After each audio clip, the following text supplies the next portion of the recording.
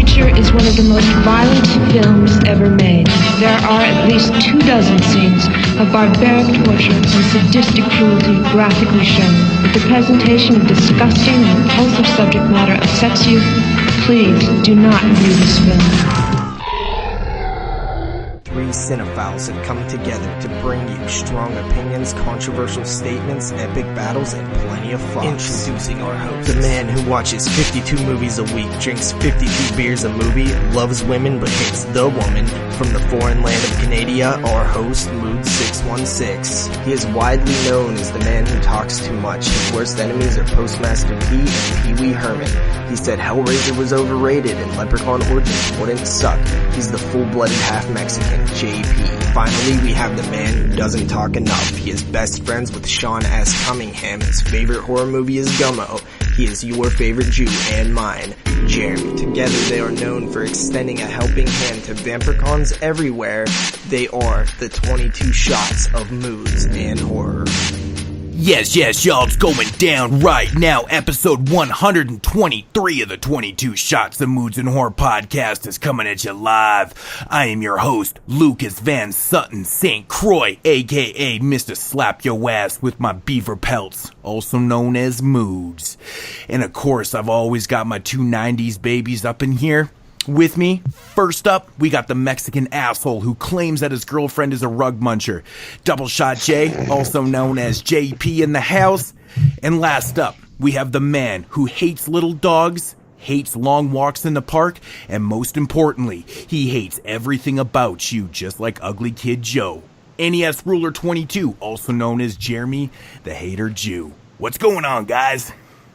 Well, if I'm known as JP in the house, I guess Are you in the house though? Different. No, you're JP in the house, man, because you're always in the house. You're always representing, man. Okay, all right. That's gonna be my rap name, JP in the house. JP in the house. That's like some true school stuff right there, man. Like MC Ghetto Blaster. Fucking JP's trying to cheat on his girlfriend, yo. Going on Tinder all the time now. What's up with that? Why are you just blasting me out like that? Dude, because I got you, the bro. entire interwebs. I love that Carly actually commented on the, what was it? One of the videos after and said, "Hey, for the record, I am not a rug muncher." Because people are going to have to find you on there and take you up on going out on a date. Shit was fun. What, on Tinder? Shit was fun. Bro. Andy got me on Tinder. I used to kind of talk a little trash on it, but I've been fucking with it a little bit. Does that shit actually work? Well, he's got some titties already sent to him, so. Yeah, so, I've only been doing it about a week. I haven't actually met anybody. You know what I mean? I don't know if that's something that I would necessarily do, like, right off the bat, you know? I mean, I don't know. Andy as in have sex with? Is that what you mean?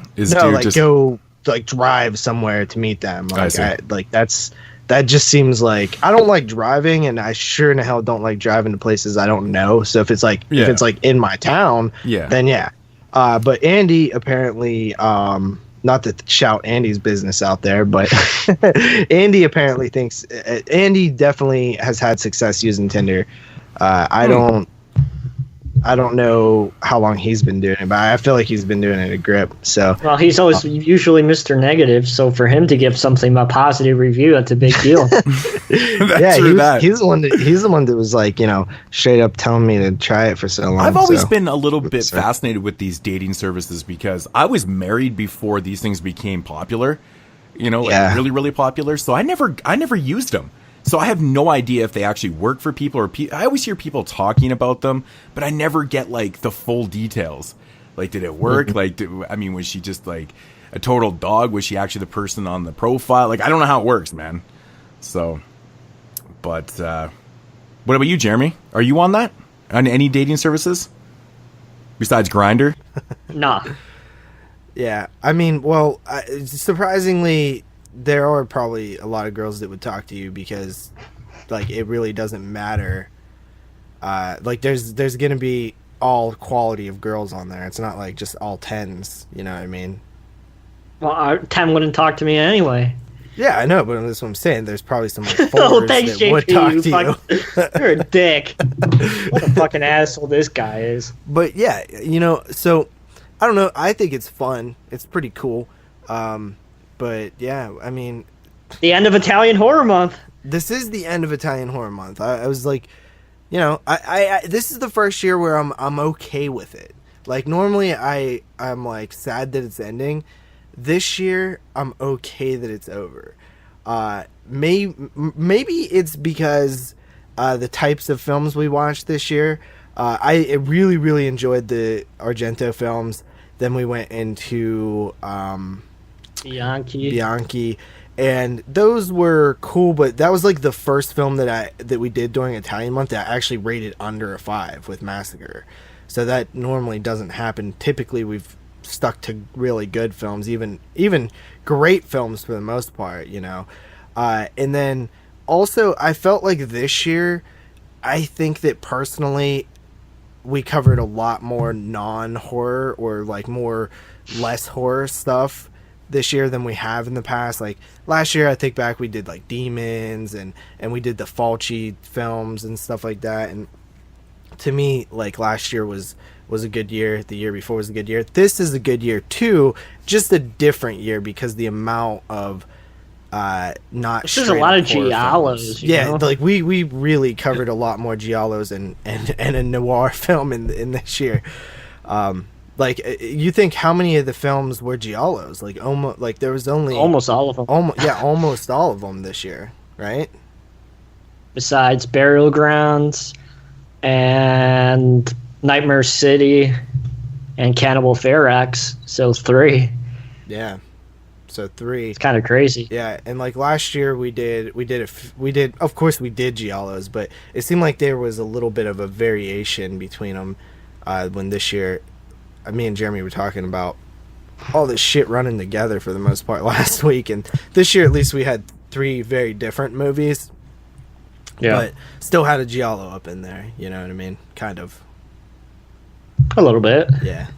But at the end of the day, like, not traditional horror, right? Like, I think of last year, and, like, I always think, like, zombie films are traditional horror, and demon films are traditional horror, but are, giallos not really, are cannibal films not really, it's more like a primal horror, not like a boogeyman or like a ghost or a demon or a zombie or something like that. So It's like human horror. What do you think, Moods? What have I thought about Italian Month? I've really enjoyed it as usual. 3rd annual. You said that you weren't overly that crazy about it ending. Yeah, man. I'm a little bit sad though. Yeah. I mean, I could do it for a few more weeks at least. Oh no, thank you. Jeremy's like. Yeah, but Jeremy, I mean, your opinion really doesn't count. That you hate everything. That's not true, bro. You do. I'm just burnt out on watching fucking giallos all the fucking time.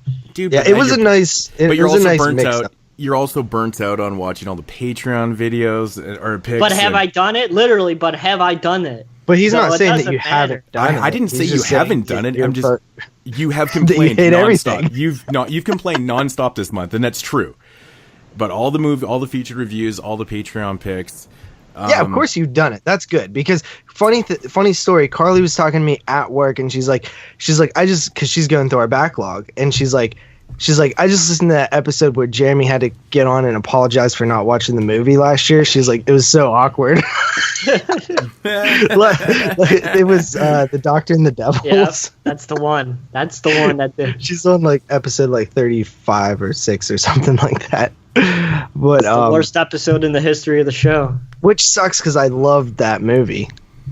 Yeah, so Jeremy, what are your opinions on it? Well, I kind of agree with both of you. Yeah.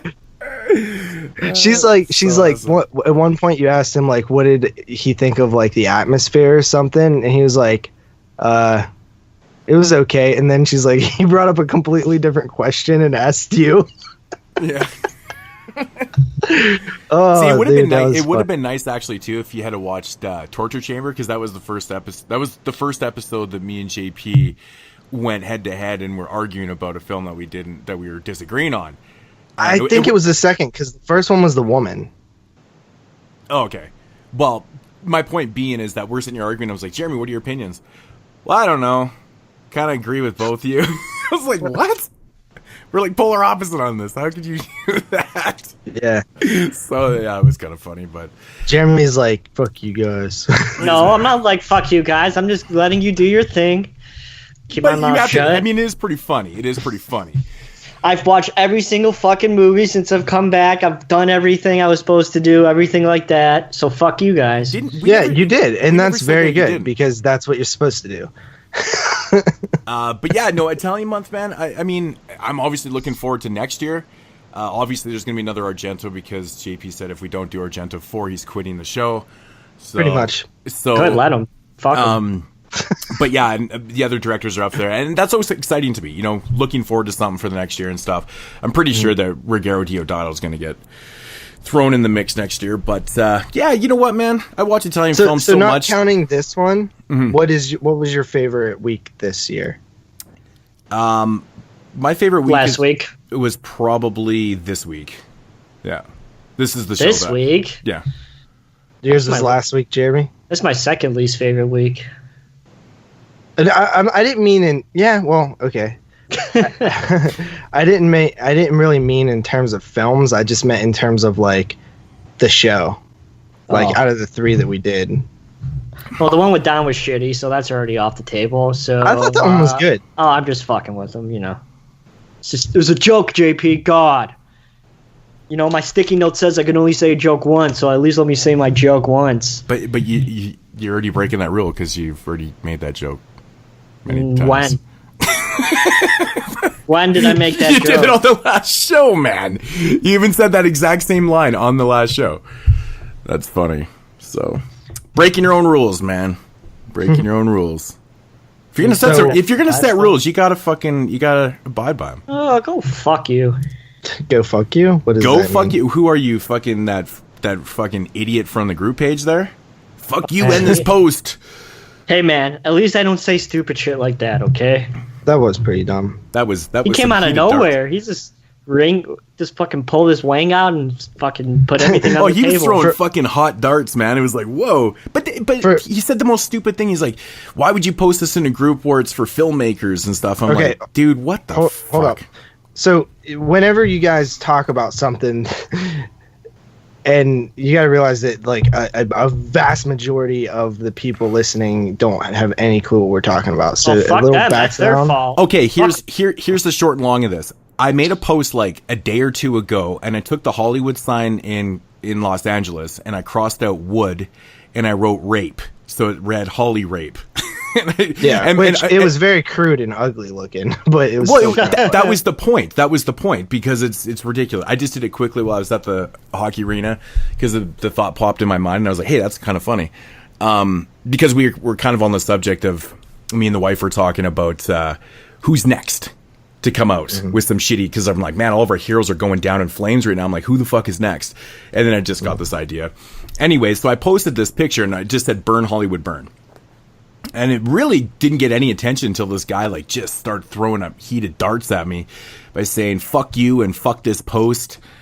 How do you? He said something. How do you dare put this in a group page that is for filmmakers and shit like that? And I was like, "What the fuck is this guy talking about, man?" I'm like, first of all, this is totally appropriate for this group because it's about cinema, and second of all, it's my group. I'll post what I want to post, but it is related. And honestly, like, I find it absolutely ridiculous because his argument basically is that, like, and he didn't make much of an argument, but just from the context clues of, like, who he is, he's a filmmaker. He probably works in the industry, obviously. Yeah. And to see the industry painted in a bad light upsets him. Now, to me, I see no correlation between, not being able to say something about criticizing what's happening. Yeah. And, it just doesn't make sense. Like, what way does it make Harvey sense Weinstein or something that's gonna like people talk? I've heard like a million people talk about it, like legit, like at work, like so many people were talking about it. It's like, how's that going to affect you talking about it? You should fucking talk about it because it's affecting your industry. It's like, I don't get the mindset that, like, because, like, we're going to ignore anything that sheds a negative light on Hollywood because that could affect our job. That's not how it's supposed to be, right? You can't. You're not just going to sweep shit under the rug. Like, that's exactly what. Like, that's terrible. That's exactly what. Well, that's what created this whole. That's what created this whole mess in the first place. And that's what we don't do on this show. We don't put things underneath the rug, man. We put it out in the open, and I mean, it was relevant to everyday conversation. I mean, I've been hearing lots of people bringing it up, like, holy shit, man, like, you know, Kevin Spacey, hear about Kevin Spacey, blah blah blah. It was totally relevant. Like, I mean, I don't understand why you're gonna get. How could you possibly get so offended by that when it's true? It's a joke, but it's not a joke at the same time, right? I mean, come on, dude. It's just the way it is. I'm sorry that this shit's going on, but, you know, I thought it was funny. I mean, maybe it's a little tasteless, but I don't give a fuck. And I'm not going to apologize for doing something like that because I'm not the one out there raping people. I'm the one making fun of it and bringing light to the situation. I mean, Christ, no one said anything for so long. Why not joke about it now? You know, whatever, man. Fuck those guys and their fucking feelings. Fuck you, Zimmerman. I hope you're listening to this. You're an asshole. Not. You're an asshole. Well, you obviously never. He's definitely not listening. Because he left with his tail between his legs like a fucking. Well, and clearly he didn't know that we even had a podcast. No. Who added him? That's why I don't add people. I do a very I could really care less. That's stupid. I do a very You're stupid as fuck when it comes to that. I could care less. You are dumb. If it says created Facebook on November 24th and they're trying to add a page and it's somebody from fucking East Asia who looks like a fucking dumbass, dude, I'm not going to add literally every single red flag ever. But what you said made no sense. You said who added him? No, I looked at their profile. If they literally have like no friends, no common friends. So how is that relevant to this? All right, maybe not him, but just in general, you guys just add fucking everybody. Why not? I don't add everybody, but I'm not against it either. Who cares if they do something dumb? We kick them out, dude. If your name isn't, then I'm gonna fucking add you. Yeah. You know? And let's not forget that the group is not just about the podcast. Right? There's no, that's completely untrue. That's even listen to us. No, you're right. It's not just about the podcast. It's about us individually. Oh yeah. We're the stars. Right? So fuck Jason Zimmerman. I hope you get raped. I'm not cutting that out. So yeah. One thing that I wanted to say is we did those surveys, and I got a survey today that was like, do you guys have a place where you keep your Hall of Fame titles? And I think you guys should do maybe a spotlight on some of them one day. And I just wanted to point out that, yes, we do have a place. If you go to www.22shotsofmoodsandhorror.com, you click at the top of the page, there's a spot that says Hall of Fame and Hall of Pain, and you'll be able to see where we keep these two I guess lists, right? Yep. It would be lists. Dark Halls, Hall of Fame. I mean, I have to say, man, the website that we have for this podcast is pretty easy to navigate through. Click onto the homepage, everything's right there. You can't miss it. You like literally can't miss it. So, unless your name is Zimmerman. Oh, yeah. So that is rhymes with cinnamon. Zimmerman. Dub 22 shots of moods and horror. It's no different than suck my wiener. .com. Yeah. So that was the main thing that I wanted to kind of let everybody know that, hey, the website is there, check it out. I mean, we actually get like really good traffic for not posting often, and I think that that's cool, but there's still a lot of people that forget that, hey, all this shit is there for you guys. It's been brought to my attention that a lot of people do go to the website to check the ratings page. That's what they're checking out. Yeah. I didn't really think people cared that much about ratings, but, you know, people are going there solely just to check ratings of past reviews that we've done. That's cool. I also think that it's a great tool to be like, oh, have they ever talked about Frankenfish? You just go there and hit F, and then it's like, oh yeah, JP did talk about Frankenfish on episode X. You know what I mean? So I think that's a really neat, nifty tool there. And that I always. And you also know what else F stands for? Fuck, Jerry. Jerry the faggot. Oh, Okay. here we go. I broke my Here we go. rule. I broke it, but I haven't said it in 2 weeks, so I had to say it. So what I was kind of getting at there is that when I listen to podcasts, I always wish that there was a search option, because like sometimes I'll remember them talking about a movie and I'll be like, want to go see if that was the movie that they were talking about, or like re-listen to that part to see if it was this what I was thinking or whatever reason. And there's like no way to track down which episode a movie was mentioned on. So like that's why I wanted to create that little system there whenever we actually made a podcast, which I thought was, awesome. And thanks to Rob from Buffalo for keeping track of that shit. Absolutely. Rob from Georgia Big ups to sends Rob. me the ratings every week, or not every week, but every once in a while he'll send me them. He's all caught up now, so now I have to get caught up. But I was so far because behind. that mofo fucking releases a lot of tension between us, because I never sent JP the ratings and he would get all butthurt and we would always fight about the ratings. So now we don't have to. Thanks to Rob from Buffalo. Because Exactly. it's literally one of the easiest things you got to do for the show is send off. Don't you have it written down? No. Just copy and paste it on fucking send it on Now I do Messenger. on Letterbox.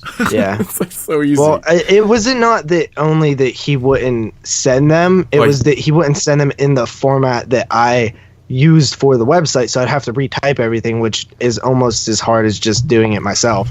So like we would argue about that all the time, and it would so yeah, absolutely, Rob, thank you. You're probably actually saving the show, because that was one of the things that we argued about all the time back in the day, the first time Jeremy was on here. In the D. Yeah, so thanks a lot. What did you guys Rob. pick up for Black Friday? I was actually going to bring that up. So like we're the format of this show is different than it normally is. We're kind of only doing what we watched in the featured reviews. We were supposed to have a guest on, but unfortunately they either canceled or couldn't make it. We're not really 100% sure. We're going to leave that name quiet just in case we do have him on in the future. So I'm going to be a surprise. But I forgot his name already, so I was. yeah, Jeremy doesn't even know who he is. So. yeah.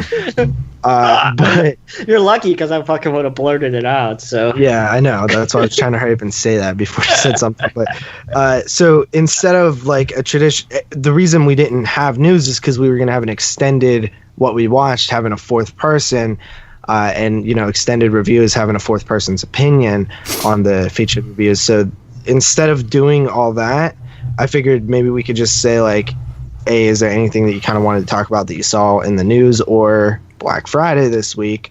And the main thing that I saw newsworthy is that Vinegar Syndrome announced a couple of titles for their Black Friday sale, and one of them was the Ice Cream Man Blu-ray, which I was like super psyched on. Yep. And the other two was what, Liquid Sky and Disconnected. Yeah. Yes. So did you grab any of those? I grabbed Ice Cream Man. I didn't. I wanted Liquid really Sky, but I wanted didn't want to Ice spend $25. Yeah, that was a little pricey. Mm-hmm. For that. I just grabbed Ice Cream Man. Support Mr. Clint Howard. Yeah, Ice Cream Man is super cool, and as soon as I looked at the special features, I was so pumped because one of the special features is the Monster Vision segment when Ice Cream Man aired back in like the 90s, which I watched live when it happened. They actually had Clint Howard come in. It was part of Joe Bob summer school. It was in the summer where he was like would have like I think the week before he had what the hell's his name, John Waters on. Yeah, it was. Do you really believe that neat. fucking mofo Andrew Schroyer doesn't know who fucking John Waters is? Do you believe that shit?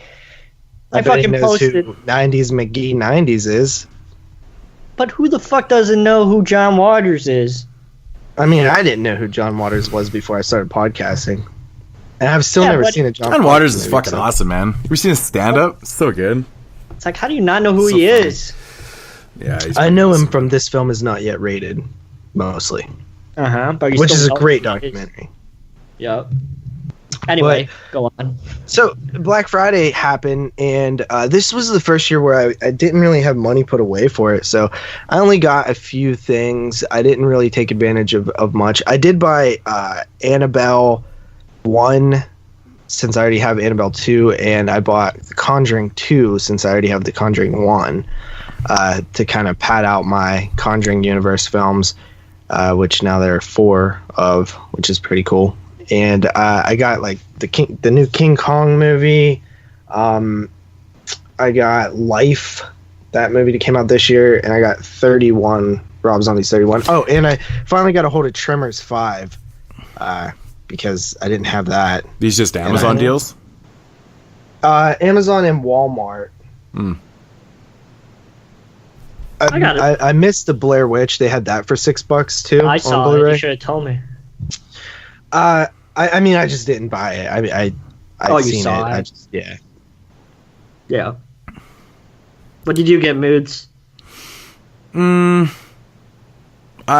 hit up the 88 film sale. I grabbed like 5 of the Italian Collection Blu-rays and Vinegar Syndrome. I picked up Liquid Sky, Ice Cream Man, Disconnected, The Hearse, and I don't know what the fuck. Oh, Psychos in Love. Did you get that Hearse limited edition? No, I was already gone. I don't care about the slipcover, to be honest. It's like a pretty shitty slipcover. Honestly, those slipcovers, and I heard that one of the guys from Vinegar Syndrome talk about it.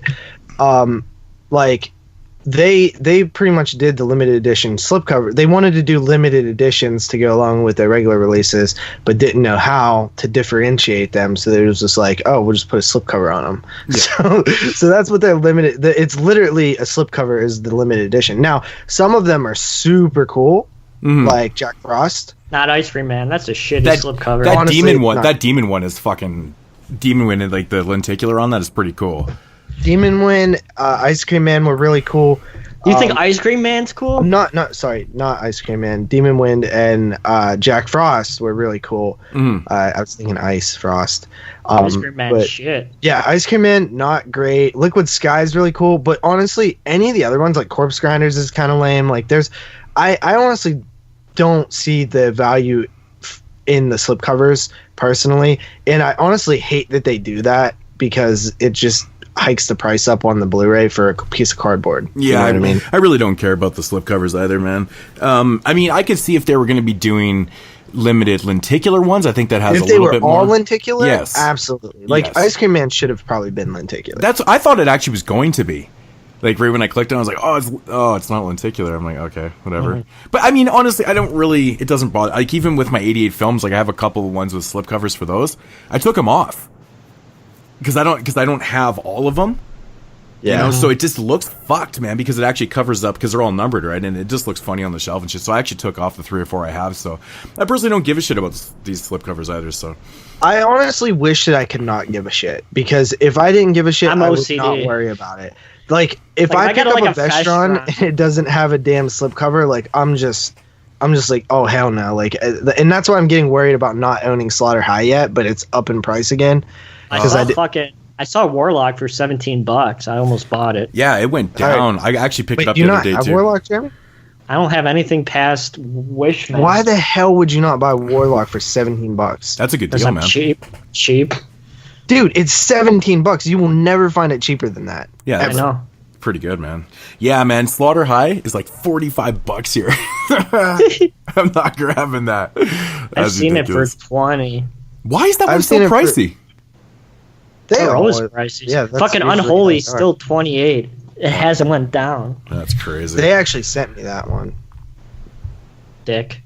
So, yeah, but they're very hit and miss. Like sometimes they do, sometimes they don't. I don't know. But I think it's because there's a different person who does it like every time. Sometimes they don't like me for whatever reason. But yeah, I mean, Black Friday is always fun.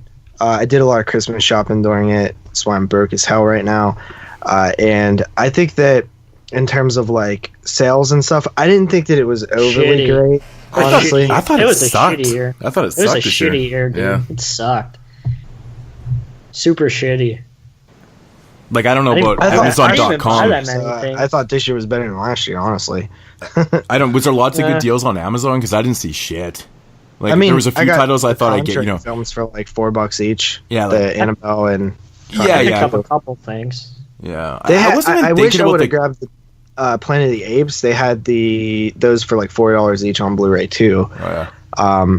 Which the like the newest ones. Yeah. Rise and Dawn. Wait, which was? Yeah, Rise, Dawn, and more. Yeah. I mean, really, one of the only catalog titles I was looking for was John Wick 2, and that one was too fucking. It wasn't even on sale. I'm like, lame. So I didn't fucking buy anything. I bought a few things. But yeah, that's kind of it. I mean, I didn't see any news happen this week, really. I only saw one thing. What's that? Halloween got delayed until January. The shooting, not the release date. Yeah, right? yeah. Because why did it say? They're still casting. They haven't got their casting done. So they had to push it back till January to start production. I mean, that's a good reason to push a film back, right? If you're like looking for a good somebody to fit your roles, and you haven't found anybody. But I don't know. We'll see if they still make that release date. They were pretty confident in it. They like guaranteed it pretty much. Blumhouse did. So we'll see. I saw a little bit of news. Yeah, I don't know. With the Children of the Corn film, The Runaway. So obviously we know that Dimension rushed Children of the Corn, Runaway, and Hellraiser Judgment into production to retain the rights. Probably 2 years ago at this point, or a year ago at least, right? A full year ago at least. And they're still not out, but they've been completed for a long time now. So somebody did, I think it was Dread Central, was it? Did some digging, and they couldn't find. They reached out like to the director. Oh, and the director is dude who did Feast. What's his name? Gulager, one of the Guligers, right? Let me pull it out. Something I have it right here. Yeah, something like that. John Gulager. Yeah, that's Clue's son, right? Yeah. So, I think he did The Runaway, Children of the Corn. Did somebody get raped in this production? Wow, probably. I assume so. Is that what's going on? Is that what the holdup is? They're trying to figure out some shit no, like that? I think it's all the internal. holdup is that Dimensions is like fucking not doing it. Like they're just fucking crumbling right now. They're you know done. what I mean? Yeah, I wouldn't be surprised. It's what needs to Weinstein's happen fault. is those rights need to go away. Yep. Like somebody else needs to get the rights to those films. But anyway, the actress who's in it, the lead, I believe she posted on like Instagram or something that it's supposedly they had to do some additional ADR recently, so I guess it's still like being made, you know what I mean? So still apparently in post. It's supposed to have like a February-March release date according to her, so we'll see, you know. I honestly liked the last Children of the Corn that came out, so I'm not even gonna. I'm kind of interested. I'm always interested in those, honestly. What the hell? I can't even remember what the fuck it was called now. Revelation. No. Genesis. That was it, man. Yeah, I was surprised that you liked that one, man. Yeah, it was awesome. No, it wasn't. Awesome. It was not awesome. I thought it was great, honestly. No. Look at this shit. Cinnamon would like to be your friend on Facebook. Fuck that, dick. He's trying to be friends with you? Yeah. That's fucking priceless. We were just talking about that cunt. That's so funny. Declining that shit. So, yeah, I mean, that's like all I saw from news, though. Did you see anything, Mitz? No, I really don't. I don't follow the news much. I like for you guys to announce it so I can feel surprised on the show. So, but that's it. Nothing. That's all I seen. Like, obviously, I didn't go out and get news this week, just in my memory. Well, I mean, you know, the things that I usually see are stuff that's posted in our Facebook and stuff. But honestly, it's been pretty quiet. It's been quiet, man, with news. It always is towards this part of the year, honestly. Yeah, it really is. So, all right, well, yeah. I mean, Ball sack. Barnes & Noble's having a 50% off Arrow sale. Man, they're fucking stealing all my shit. I was on top of that shit. I was posting to the masses everything that I found this week on Black Friday. Yeah. 88 Films, Code Red. You know something else that happened? That was Synapse announced their Suspiria release. Oh, and by the way, what the hell was up with was the price wrong on that thing, or what was going on? Oh, because I don't know. Because the picture had it at $89.95 or something. And well, you went to the some website, people would say, well, $40. that's suggested retail, but those things are exclusive to the Synapse. So that's what I said. I said, how could that be wrong? I mean? It's $90 on Amazon. So is it? I'm looking at it right now. So maybe they are doing a wider release then. Pre-order, $89.95. Dude, that is absolutely fucking lunacy. If you get it through Synapse, you're going to pay $45 then. So it's a triple disc steelbook for $90. Of one movie. What the fuck are they thinking, man? Who's going to spend $100 on that fucking thing? Probably people. A lot of people. That's so much money. I mean, obviously, scalpers out there are going to go after this thing big time because the price is already high. Once it sells out, they're going to sell it for like $400 or $500. Yeah. Or they're just going to re-release it in a standard case like they always do. Yeah, they'll probably announce that they're not going to, and then they'll drop it. I think we're going to get it, JP, since we got a press release. The Steelbook? No. Yeah. No, they won't be giving out Steelbooks. No. I don't know. We'll get the standard release when it comes out. I don't even know if I'm getting anything from them since they changed PR people. I don't know. I guess I got shit. So. I guess I'm going to have to wait till the standard comes out because there's no way I'm paying for that shit. What'd you say, Jeremy? I've still been getting shit, so... I mean, but I've been getting stuff that I already got confirmed. Did you get those trauma movies? I didn't ask for those. What were they, the placenta one? I didn't ask for them either, but they still showed up. What is it? Send them my way. Send them to someone who cares. It's middle finger and... Oh, yeah, that one looks... The placenta one. Yeah, I didn't no, it's like space. It was the thingy. Annex. The thingy. No, I didn't get those. The last one I got was Deathdream. But I had already been confirmed with that from Fred, so... Oh, yeah, I got that fucking... You guys are cocksuckers. Death Laid an Egg. I didn't ask for that. Yeah, I'm fucking jealous. That's that called Epics. That's not even that. That was $31. It is. It came from fucking Fred, dude. Oh, really? $31. He told me that you didn't do those ones. Well, here it is. Yeah, that shit was $31 pre-order. I was like, oh, man. Weak sauce. I didn't ask. They keep sending me shit I didn't ask for. They sent me... That's one I haven't seen before. I'm really looking forward to checking that out. Funeral Parade of Roses, which seems pretty cool. But I didn't ask for it. Yeah, well, no shit. You told me that he was putting you on like a auto send list. What the fuck are you talking about? I don't want these shitty movies. Literally, then fucking send them over to someone that wants to review them. Send me the trauma shit then. Because you're never going to watch those. Probably. Probably what? I already have a box full of shit for you, so... But yeah, well, I mean, if any movies you're never gonna watch, it's gonna be those traumas, unless someone Patreons you to do your fucking reviews. It's fucking funny, but it's true though, right? So, yeah, but yeah, I mean, I don't know. I have no interest in buying. First of all, I would not buy the Suspiria one if I didn't already have the Tenebrae and Phenomenon one anyway. So, yeah, that's it. Well, okay, sweet. I am the devil, and I am here to do the devil's work. They will say that I have shed innocent blood. What's blood for, if not for shedding? I like to dissect girls. Did you know I'm utterly insane? Have you checked the children? What do we do? Why don't we just wait here for a little while?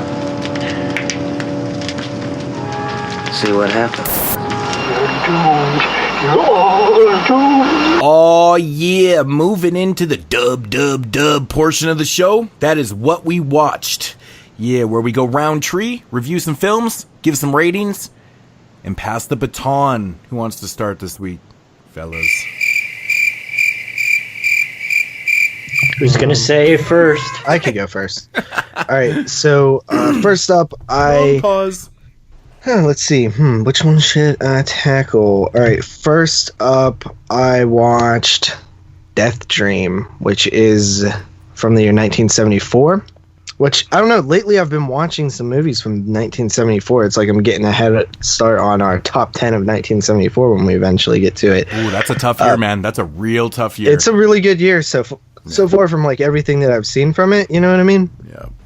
And Deathdream is no exception to that. Deathdream is a Bob Clark film, I believe. Yeah. And Bob Clark, of course, did Black Christmas, as well as the other greatest Christmas movie ever, A Christmas Story. And Deathdream, very interesting movie. Jeremy, you have a copy of this. I recommend you should probably check it out whenever you have some spare time after some Patreon reviews. And this movie follows a family who are kind of they seem like a very normal family. It's a husband, wife, and a daughter.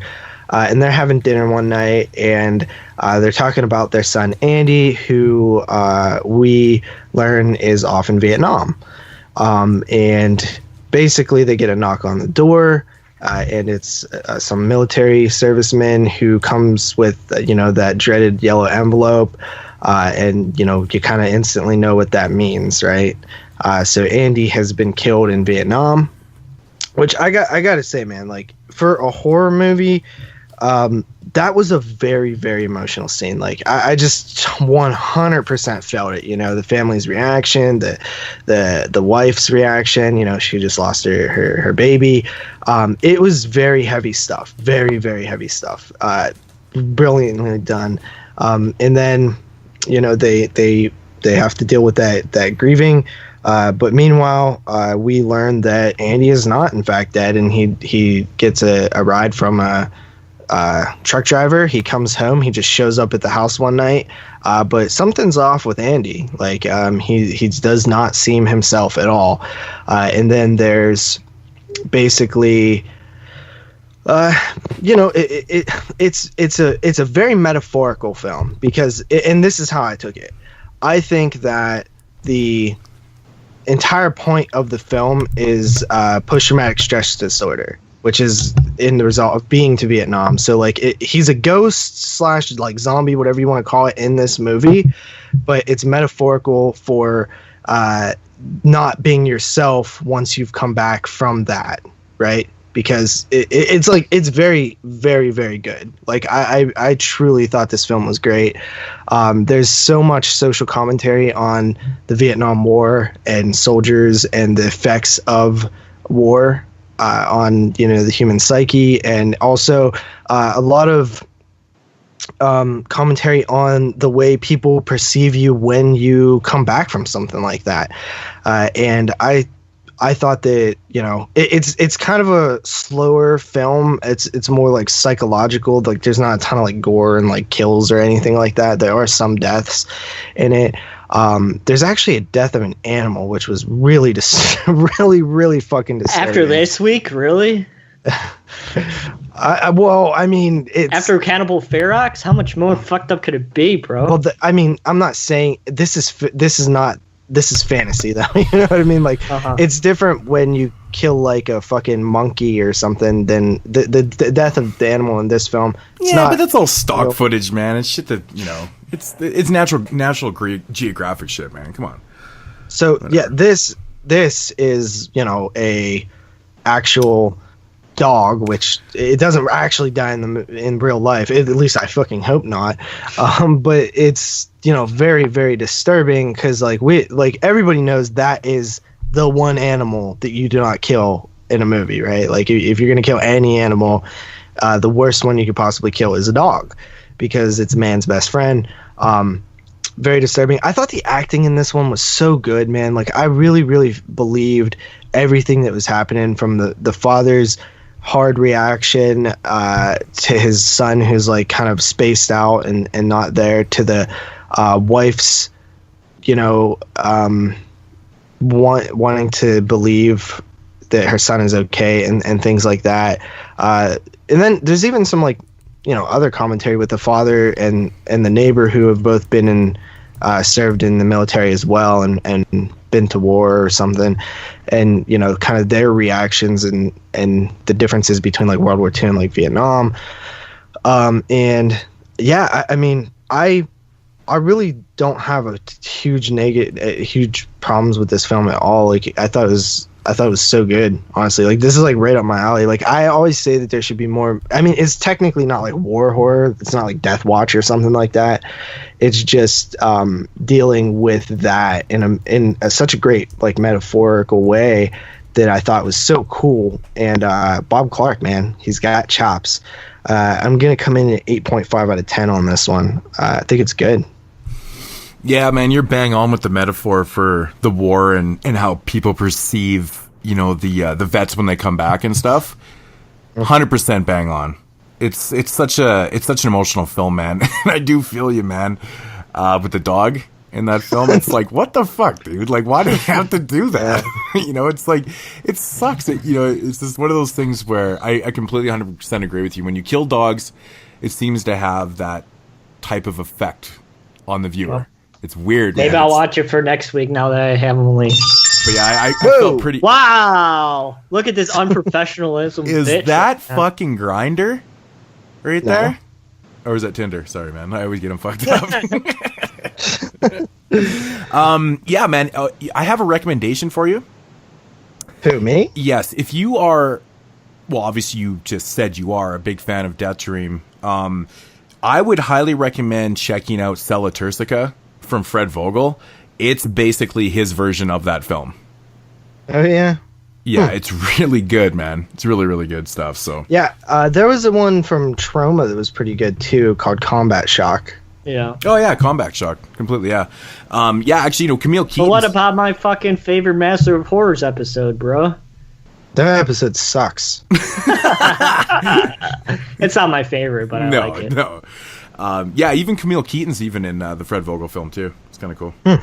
But yeah, no, I would recommend that because it's kind of an interesting story, man. I always thought that it was pretty ballsy of Bob Clark to make that film in 1974 because the Vietnam War was still going on at that time too. It's kind of cool to like touch on that type of post-traumatic syndrome and stuff like that. And while the shit was still going on, it was very, very, very close to the time period of the vets returning home. Yeah, it was. Yes, I think 75 is when they all returned. But yeah, I mean, technically it was still going on. Pretty cool. Pretty interesting stuff. Mm-hmm. Yep. I guess I'll go next. So we'll be talking about a film that was asked to me to review by some motherfucker on the Patreon. I don't know who. From the year 1962. It is the Spanish-French co-production of The Awful Dr. Orlof, directed by Jess Franco at this point. Jesus Franco. This is a very simple, clearly influenced by Universal monster film movie. Very, like I said, very simple. It's one of the first, known Spanish horror films, or it's credited to be one of the first Spanish horror films. So we follow, of course, Dr. Orlof, who has a daughter who was unfortunately burned in some kind of accident, and he is basically going around kidnapping the women of this small town, and he's basically doing the eyes without a face type of scenario where he's using the skin from his victims and putting them on his daughter, hoping that she will ultimately become normal once again. And he has this henchman called Morpheo, and he's basically this guy who's blind, and he's basically does whatever Dr. Orlof says. And I think he's been in a few other films that Jess Franco has directed in the past. I think he's the recurring character of Jess Franco's stories that he tells. I think he was in Revenge in the House of the Usher. I think I read something else. Moods probably knows more than I do about these movies. But it's a very simple movie. It has okay set design, has okay cinematography. It's nothing like amazing. It didn't like blow my testicles off my body or anything like that. Whoa. Hold on. You have balls? Very funny. The henchman is interesting looking, I guess. It's very low 1960 budget effects. It looks like they just fucking put a goat's eye to his face and glued it where his eye socket would be, and that would be it. I mean, it's okay. Didn't really surprise me, but, you know, I gave it a 6 out of 10. 6 out of 10. Watch Eyes Without a Face. It's a much better movie. Well, yeah, Eyes Without a Face is... But I like Dr. Orlof. I think it's a good film, but you are definitely 100% correct. It's kind of like a love letter to, like, Universal type films. It's where you got the idea for that. It's very, very similar. Just not as good, but I agree, though. We follow like this detective who's trying to solve the murders and solve the mysteries and everything like that. It's very cut and dry, by the bones. It is interesting though. If you were familiar with Jess Franco films from like, you know, the period of the early 70s, mid 70s when he went really exploitive and very sexual. You know, his films got very sleazy, let's put it that way. If you were familiar with those first and you went back and watched this one is like really good. Yeah. Right? The production value, just the whole style of this film is so much different than his work, you know, 10, 12 years later. Like 99 Women. Yeah, well, that's what I'm saying. Like, it got super sleazy and, you know, he covered a lot of bases with his filmography, but... Well, you've seen big difference. Vampiro Lesbos, right? Yeah. Fucking... The guy's in that, the monster, isn't he? Maybe? Yeah. Yeah. But I don't know. Franco's kind of he's all over the map, but... It says Morpho, uncredited. Yeah, so maybe he wasn't it. Yeah, could have been. But, you know, it is what it is. I appreciate watching it because it's interesting to see different kind of influences from Universal in different countries and how much Universal really did influence a whole bunch of other different kind of countries' monster films, and you could see it in this for sure. So, you know, check it out if you guys get a chance. It's not gonna blow your balls off or anything. So, All right. So, first film I watched this week is from 1978, and it's called Nurse Sherri. This is a Vinegar Syndrome release. You know, I didn't pick this one up right away because I didn't know anything about it, and I actually thought it was a porno. If you look at the cover, it looks like a fucking porno, so I had no interest in it. And then Zach went and told me, he's like, no, dude, it's actually a horror film. I'm like, oh, shit. So I looked into it, and I was like, God damn. Totally blew my mind. So this one, it's directed by Al Adamson, who I've seen a couple of his films before. I've seen Psycho a Go-Go, which is also known as Blood of Ghastly Horror. It was released by Troma. It's a film from like 1967, and it might even be one of the worst movies ever made. Like, it's worse than Else? It's definitely like a 0.5 out of 10 too. It's so fucking bad. I know this movie had like a shitload Jason of production. Jason gave Else a 3 out of 10, bro. I couldn't believe that shit. 3 out of 10. That's so generous, man. But this movie, Blood of Ghastly Horror, is kind of like, it had so many production problems and shit. But anyways, so you kind of have a general idea of what you're going to get yourself into with this low budget filmmaking. He also did Brain of Blood, which was one of those films shot in the Philippines. It was... I think they talked about it in Machete Maidens, that documentary, the Filipino documentary. So, Dracula vs. Frankenstein, he actually did that one too. So, you know, low budget type shit. And this is actually one of the very last films that he did. I think he did 2 more after. But Nurse Sherri basically is about this kind of evil pastor type cult leader. In the beginning of the film, we get this guy. He's trying to resurrect one of the fallen cult members. This like. It's in this scene, which is pure belly laughing hilarity, man. It's got him doing all this voodoo type bullshit, and it's got his cult members chanting, and it's so fucking funny to see. But anyways, he's trying to resurrect this person. Anyways, he has a heart attack, so they rush him to the hospital where this doctor and, of course, Nurse Sherri, they can't save him. He actually dies. So then he ultimately possesses Sherri, and he goes out on a rampage to try and kill everybody that was, you know, apparently responsible for his death. So it's one of these films. It's like Avenged. If anyone has seen Avenged from like recently, it's kind of like that, where a girl gets possessed and, you know, it's this person out for revenge and shit like that. So ultimately Sherri has no idea that she's possessed, and people start getting picked off one by one. Man, this movie is just so hilarious. I mean, by standard filmmaking wise, it's pretty bad. It's edited pretty poorly. It's acted like ridiculous. It actually has a kind of, I guess not really a warning, but it tells you about the filmmaking process, where the film was mostly shot in 16 millimeter. and they actually went back in and they did some reshoots, but they shot them in 35 millimeter.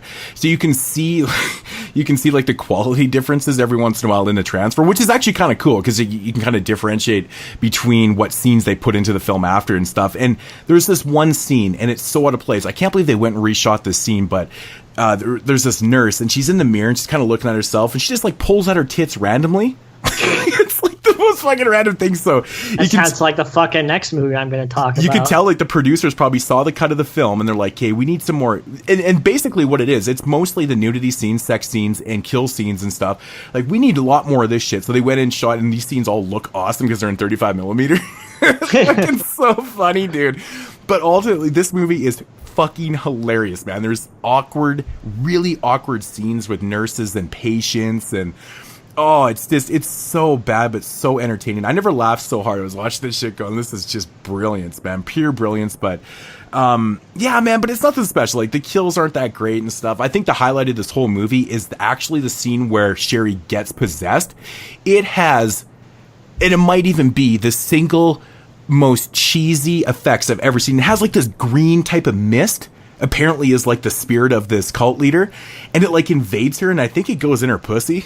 Like, that's how she gets possessed. But it's like, whenever Mood says pussy, it just makes me laugh. He says pussy in such a funny way. It's like pussy, cat pussy, dog pussy, horse pussy, white pussy. Yeah, man. But Ellie pussy. I can't even explain the hilarity of these effects. Like, you would have to see it for yourself. It's so funny. If you can appreciate these type of low budget shitty films, I mean, this is not by far the worst thing I've ever seen in my life. It's actually pretty entertaining to watch.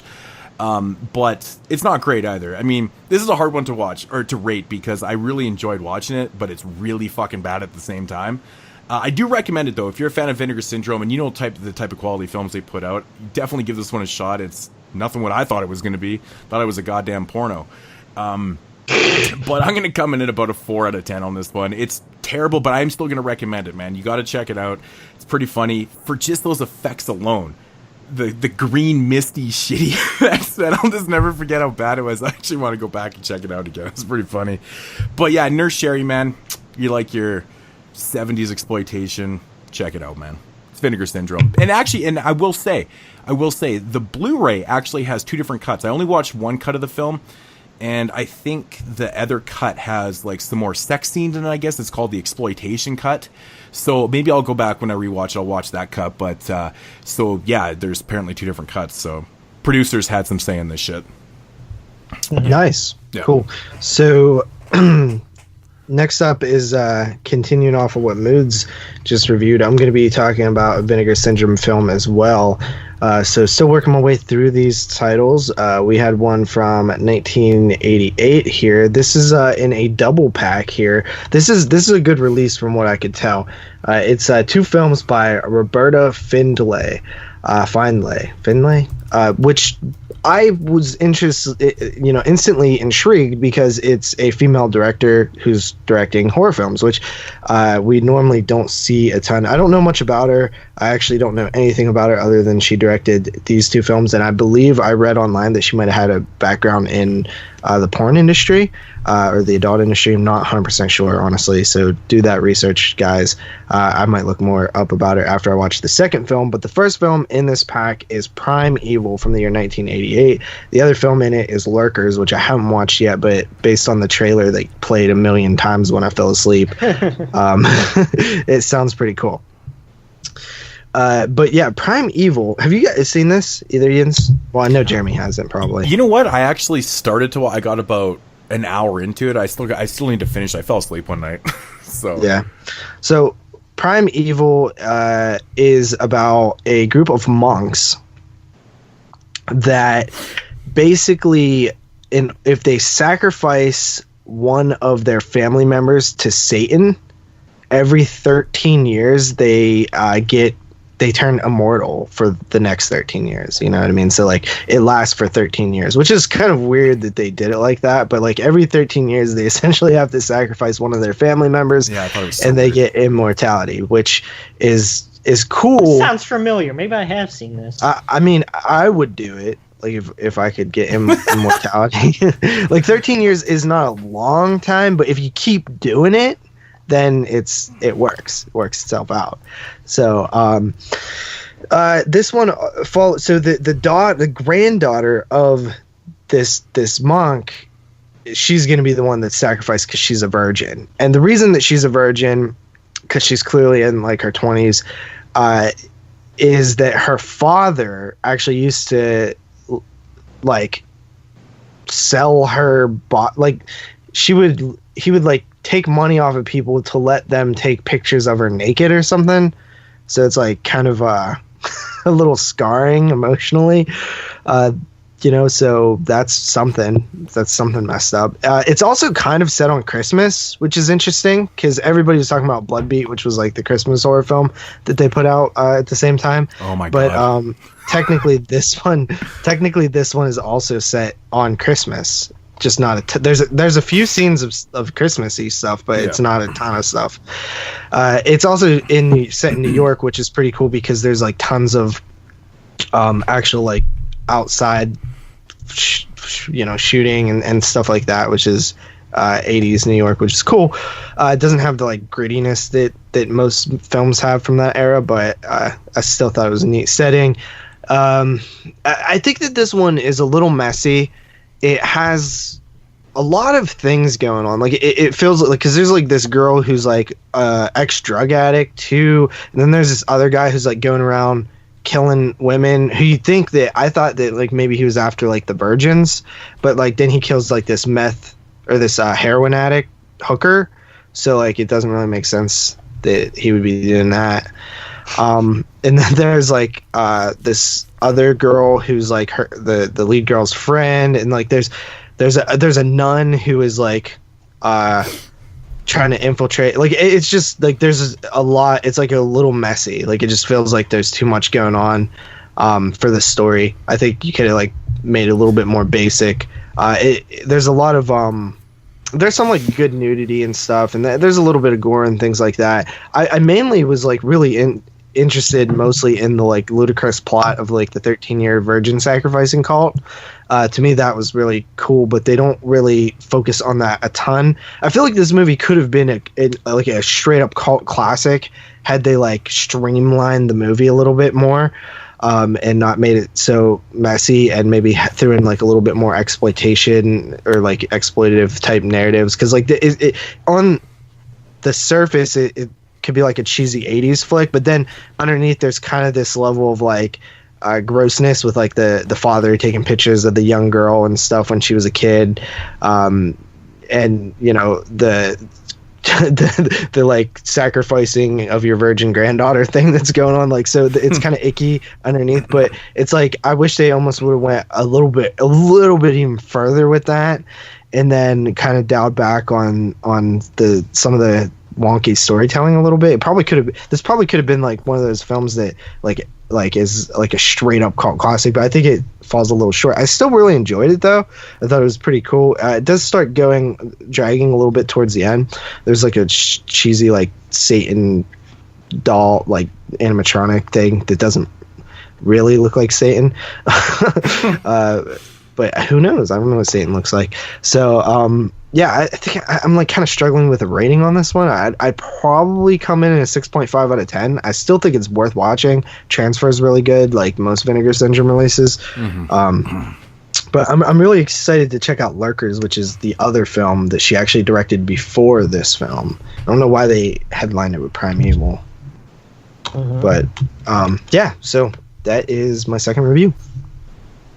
All right. Cool. Next up, we have a film recommended to me to review by Mr. Sam Edwards from the year 1974, directed by Gene Roland. My first film that I've seen by Gene Roland, and it's called Demoniacs from the year 1974, like I just said. So this movie, it's a very weird, lower budget So film. You're preparing for the 1974 show too, huh?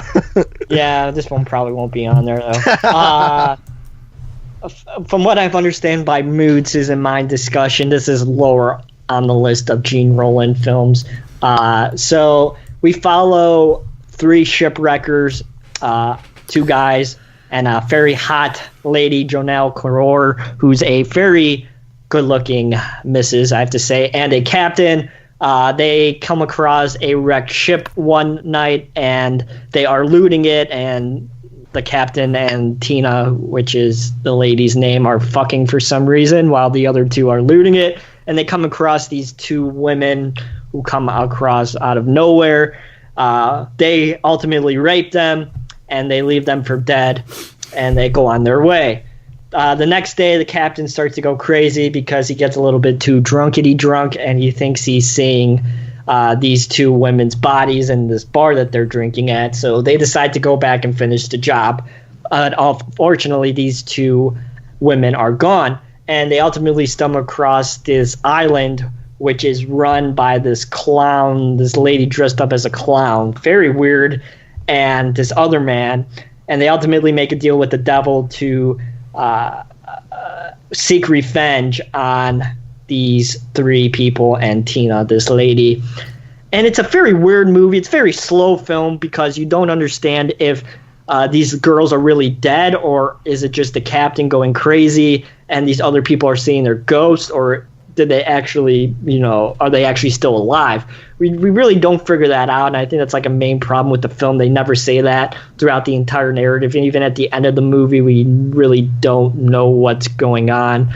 And then it happens again towards the end of the film. I don't want to ruin it, but stuff happens again, and it's just really weird. And the entire film, somebody either has their tits out or their muff out. Like literally every shot of the movie, there's somebody in the background with their tits out or their muff out. And Jonelle Corr, she has a really epic muff. Like it's insane. Like I even sent a picture on the face to JP and Moods. Like, look at this muff. Like it's an insane fucking bush.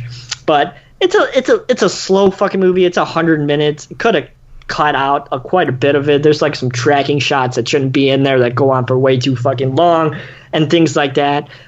You can tell it's probably made, I don't know too much about Gene Roland, but probably made towards the end of his career when he was making a whole bunch of interesting movies. But it's not like so bad that it's unwatchable, but I just didn't find it that interesting myself. I mean, so it gets better as the movie goes on, but the acting is not very good. So I give this one still a 6 out of 10. It's still watchable. It's still enjoyable. You can still get something out of it, but it's not anything mind-blowing that I've heard from Gene Roland. So probably not a good first first watch from Gene Roland. Well, at least you know what you're getting yourself into a little bit. It's not one of my. It wouldn't be in my top 5 Gene Roland films. Mm-hmm. But I mean, like all Gene Roland films, it's kind of like a lot of Italian films, too, man. They do benefit from another watch because there's always going to be that weirdness, that unsettling value to all these films that you almost have to replay it again. It's weird. Mm-hmm. And this was definitely one of them too. I watched this one first time. I think I actually fell asleep the first time I watched this movie, to be honest. So I had to rewatch it, but yeah, it is what it is. 6 out of 10. Yeah. It's still good. I mean, he always has decent atmosphere, beautiful women in there and stuff, and he does a lot of titties. Yeah, I mean that's the thing, right? Can't really insane complain. Amount of titties. Insane amount of muff. Like girls just like standing on rocks with their muffs hanging out for no reason and stupid shit like that. There is some cool shots in this film, though. I like the bizarreness of it. It's not one of my personal favorites.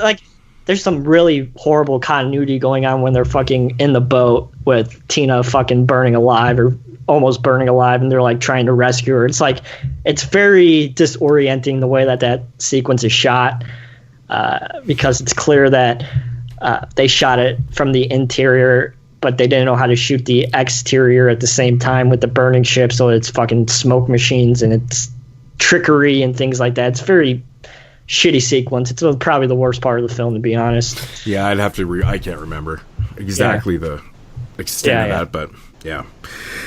All right, cool, man. Guess we'll find out more in 2 weeks. Yeah, I mean, well, just put it this way, man. Two of the 3 films are like my 2 favorite ones. Yeah. So, who knows? You guys might like them, you might not. Next up here is a Patreon pick from Mark Ledham. I think think that's how you pronounce the name. I'm not 100% sure. But anyways. I think it's Liam. Is it Liam? I think it's Leham, right? Or Hem. Oh, yeah, I forgot to say with my Dr. Orlof review, fuck you, Shudder, for not having subtitles on a French-language film. Yeah, that was weird. I did see that. That I was is like, bizarre. what the fuck? Like, why the hell am I watching this shit and there's no subtitles? So, fuck you. Maybe they have a very big French audience that we don't know about. Dr. Orlof is... Well, I think it was in French. I don't think it was in Spanish. But or anyway, Spanish. That's crazy. That's crazy. But yeah, Patreon pick from 1995 with a film called Mute Witness. IMDb classifies this one as a horror thriller. I would classify this film as a straight up thriller. Like, I don't really know why this one gets lumped into being a horror film, because it has all the specs of being a straight up thriller film. So basically, the story of this one is we follow our main character, Billy. She is a American working in Russia. She works in the film industry. She's gotten a job working on this low budget slasher film through her sister, who is actually married to the director. So, but the thing is with Billy, she's actually a really good makeup artist and stuff, and that's her job on the films, do the makeup. And the other thing about Billy is that she's also a mute. She cannot talk. So, yeah. So one night, she's been working on this film, and she's kind of late leaving the studio, and she kind of walks by this room where this dude's filming the sex scene, and she thinks that she witnesses a murder. This dude likes fucking this chick, and then all of a sudden she gets chopped up, and they notice that she has seen this, and so they try to get her, and she eventually escapes, kind of thing, and then lets the police know and stuff. So that's, kind of the setup to the film. See, the thing that kind of separates this type of thriller is that our protagonist is mute. So she can't completely... Really? I couldn't figure out by the title. Well, yeah, she can't exactly tell people what she see and what she saw and stuff. But there is a really cool angle to this film, is that I do like the setup of this movie is that she's a makeup artist, and they use the argument in the film that, obviously the people that are being accused of murdering this girl, they're just saying that it was make-believe, and that she should know the difference between make-believe and real and stuff. So they use this angle in the film quite a bit. It's, the first hour of the film is actually pretty well set up. It's pretty thrilling. I like a lot of the developments within the narrative and stuff, but it gets super, super clunky in the third act of this movie. It almost has like a really strange tonal shift in this one. It gets a little comedic. It gets a little clumsy. It gets a little bit clumsy within the story and stuff, and some of the characters start making some really odd decisions, and strange things are happening and stuff, and it doesn't fit the first hour of the film, because I really like the development. Like, there's actually a part in this film where the bad guys who are people that are accused of doing this basically snuff film, that end up convincing the police that, what they shot was completely fake, but they had actually given the police a different tape of a different scene from that film, apparently. So I thought that was actually kind of a cool development within the film and stuff, but all in all, it's actually not a bad film. Music's pretty good. I think it's acted really well. The lead character, Billy, played by Marina Zudna or something like that, she's actually a Russian, playing an American, working in Russia. So, but it doesn't really matter. She's mute. She can't talk anyways, but she does a really damn good job of pulling it off. I think it's really believable. Like, it's to the point where you would actually believe that she is mute. So that's actually a huge plus to this film. I just think that, this one goes into a place where I'm like, what the fuck? There's multiple twists and turns in this one, which are kind of cool at the same time, because she gets involved with this one character who may or may not be involved with this whole snuff industry and things like that. And, that's kind of cool and stuff, but it also becomes very predictable in the third act of the film, because this character all of a sudden just kind of shows up, and you're like, why is this character here all of a sudden?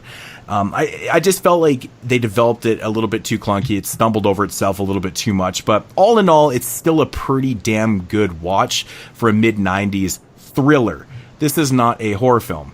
And I like the subject matter. I like them dealing with this underground snuff industry, and I think that's really cool. I think it's something that's not explored enough. I like that whole thing. The whole, are snuff films real or are they fake? I like that whole argument, man. It's kind of cool. I wish they'd do more of these type of movies. But all in all, it's still a pretty good watch. I'm going to give it about a 6 out of 10. It's not mind-blowing, but it just needed a better ending. It really definitely needed a better ending. I think this one would have been probably a couple points higher, but still a pretty good job for a mid-90s thriller. What was that film that we watched for 1996? It made all of our lists, or a couple of our lists, that Brandon kept hyping. Oh, the Spanish film? Yeah. Do you remember that one? Oh, I do, man. The one in the school? About the Yeah, dude, what the fuck is it called? It's totally slipping my mind right now. Because that one was about, like, are snuff films real or are they not type thing. Yeah, and I like that one. These movies kind of pop up every once in a while with the whole snuff Sandman thing. Yeah, and I like it, man. I wish it was explored a little bit more, so. All right. So, I guess this would be a pick of the week. This film is actually, kind of shout this out. Probably when this episode airs a couple days later, our next Netflix and Chill episode will be out, me and Carly's. So, and it actually, the featured review is this film here. It's Another Evil from 2016, getting its wide release in 2017. And this movie was very interesting. So it follows a. Was there something funny? This whole movie is fucking funny. Oh, it's so fucking weird. I thought you were hating. No, I love this movie. It's so funny. So yeah, this movie, Jeremy has seen it before. When did you see it? You saw it a while ago, huh? I saw it in October of 2015, 2 years ago. 16, right? I guess it was 16 last October. Yeah, because this film wasn't. Yeah, last October. So yeah, it's a movie about a guy and his wife who he's an artist, and at their vacation home he basically sees a ghost, and it's not like one of those like, well, is it real, isn't it real type thing. That it's like the audience knows that, like, oh, okay, so like in this movie, like, ghosts are real and he's seen one and he has them in his house. So he hires this guy to come in and check it out, like a Ghostbuster type dude, and this guy is kind of like, yeah, you definitely got some ghosts in here, but they're not mean, so don't fuck with them. Don't fuck with them. And he's like, well, what do you mean? Like, I don't want him here. And he's like, you mean I have to live with them? And he's like, no, you get to live with them. Like, and it was like really funny. Like, that guy was funny already. Yeah. And then basically he's like very unhappy with that solution being just live with them. So he hires this other guy named Oz, who is like much more serious about it than the first guy. And basically, he's fucking hilarious though. Homeowner Dan and Oz basically camp out at the house. The family, Dan's family is staying at their regular home or whatever, and they basically begin to bond over this ghost catching experience. But things kind of get weird because Oz is not like your normal guy. Like, he's clearly very awkward. He's a very eccentric person. Very eccentric person. He's very much like one of those type of people that will not, like, they can't take a hint. Like, they are gonna hear what they want to hear. Like they're the type of person where you're like, oh, well, I'm getting kind of tired, so I think I'm going to go to bed. So it's like, oh, yeah. And then it's like, so, like, you want to, like, go to, like, another room or, like, something. And it's like, no, I'm cool here. Like that type of person, right? That just does not know how to take a hint. There's like, I guess this movie is like technically billed as like a comedy, but it is there's like some fucked up shit going on in this movie. So it's like such not a like comedy, quote unquote. Like, it's so the subject matter is so dark that it is funny. Like, it's not to where it's like, it's not slapstick comedy, it's not over the top comedy, it's literally just like situational comedy. Yeah, I think it's because he's awkward that it's funny. Yeah. Or like he doesn't get the hint, like, oh, I'm going to call strippers because we're in a good mood. Yeah, and And so as they begin ghost hunting, there's a few things that are very off-putting to Dan about Oz. Like, first they're hitting it off, and he's like, like, you could tell that this Oz dude really wants to be friends. Yeah. You know what I mean? And so, like, at first it's like, oh, yeah, I like, you're a cool dude, But then it, like, becomes, like, too much. Like, it's, like, invasive. Like, he's naked. Invading the privacy. Well, that was the big turning point in the film. That's where you would probably leave off the story. But, yeah, there's a huge turning point in the film where... for some reason, Oz is, like, just naked standing in the kitchen, and like, that really, like, freaks Dan out. And that's, like, the beginning of the end right there for this type of awkward relationship. The Odd Couple. Yeah, it's a very, very, very good movie. I thought it was thoroughly entertaining. We do a mega, like, full-length review on it, me and Carly, so please check that out. We've been gone from Netflix and chill for months. Like, it's been like half a year since we posted one, but we come back now. So definitely support that, guys. I really like that show. If you guys want to, of course. But I'm gonna come in. I think this film is definitely like a top 10 contender for the year.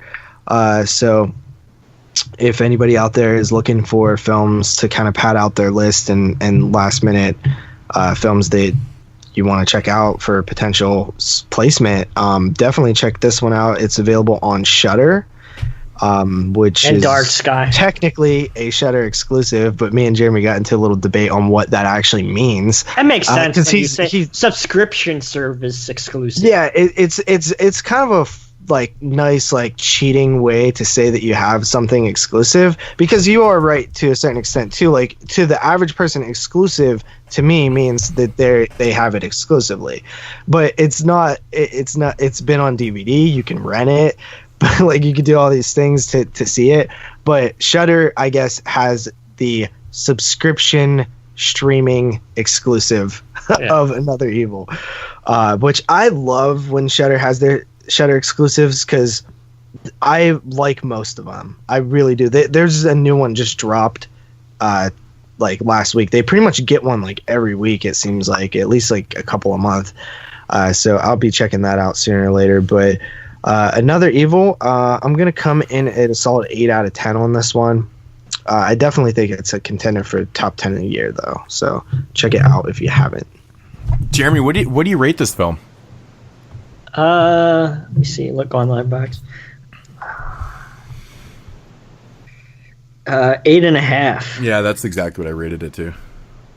Yeah, it's a funny fight. It's a funny movie, but it's like, I think it's funny because it's awkward, but it's also a very, like JP said, a dark and twisted movie. There's some. Oh, it's super dark and twisted, man. Yeah, dude. Dude, the guy's Oz's performance is just priceless, man.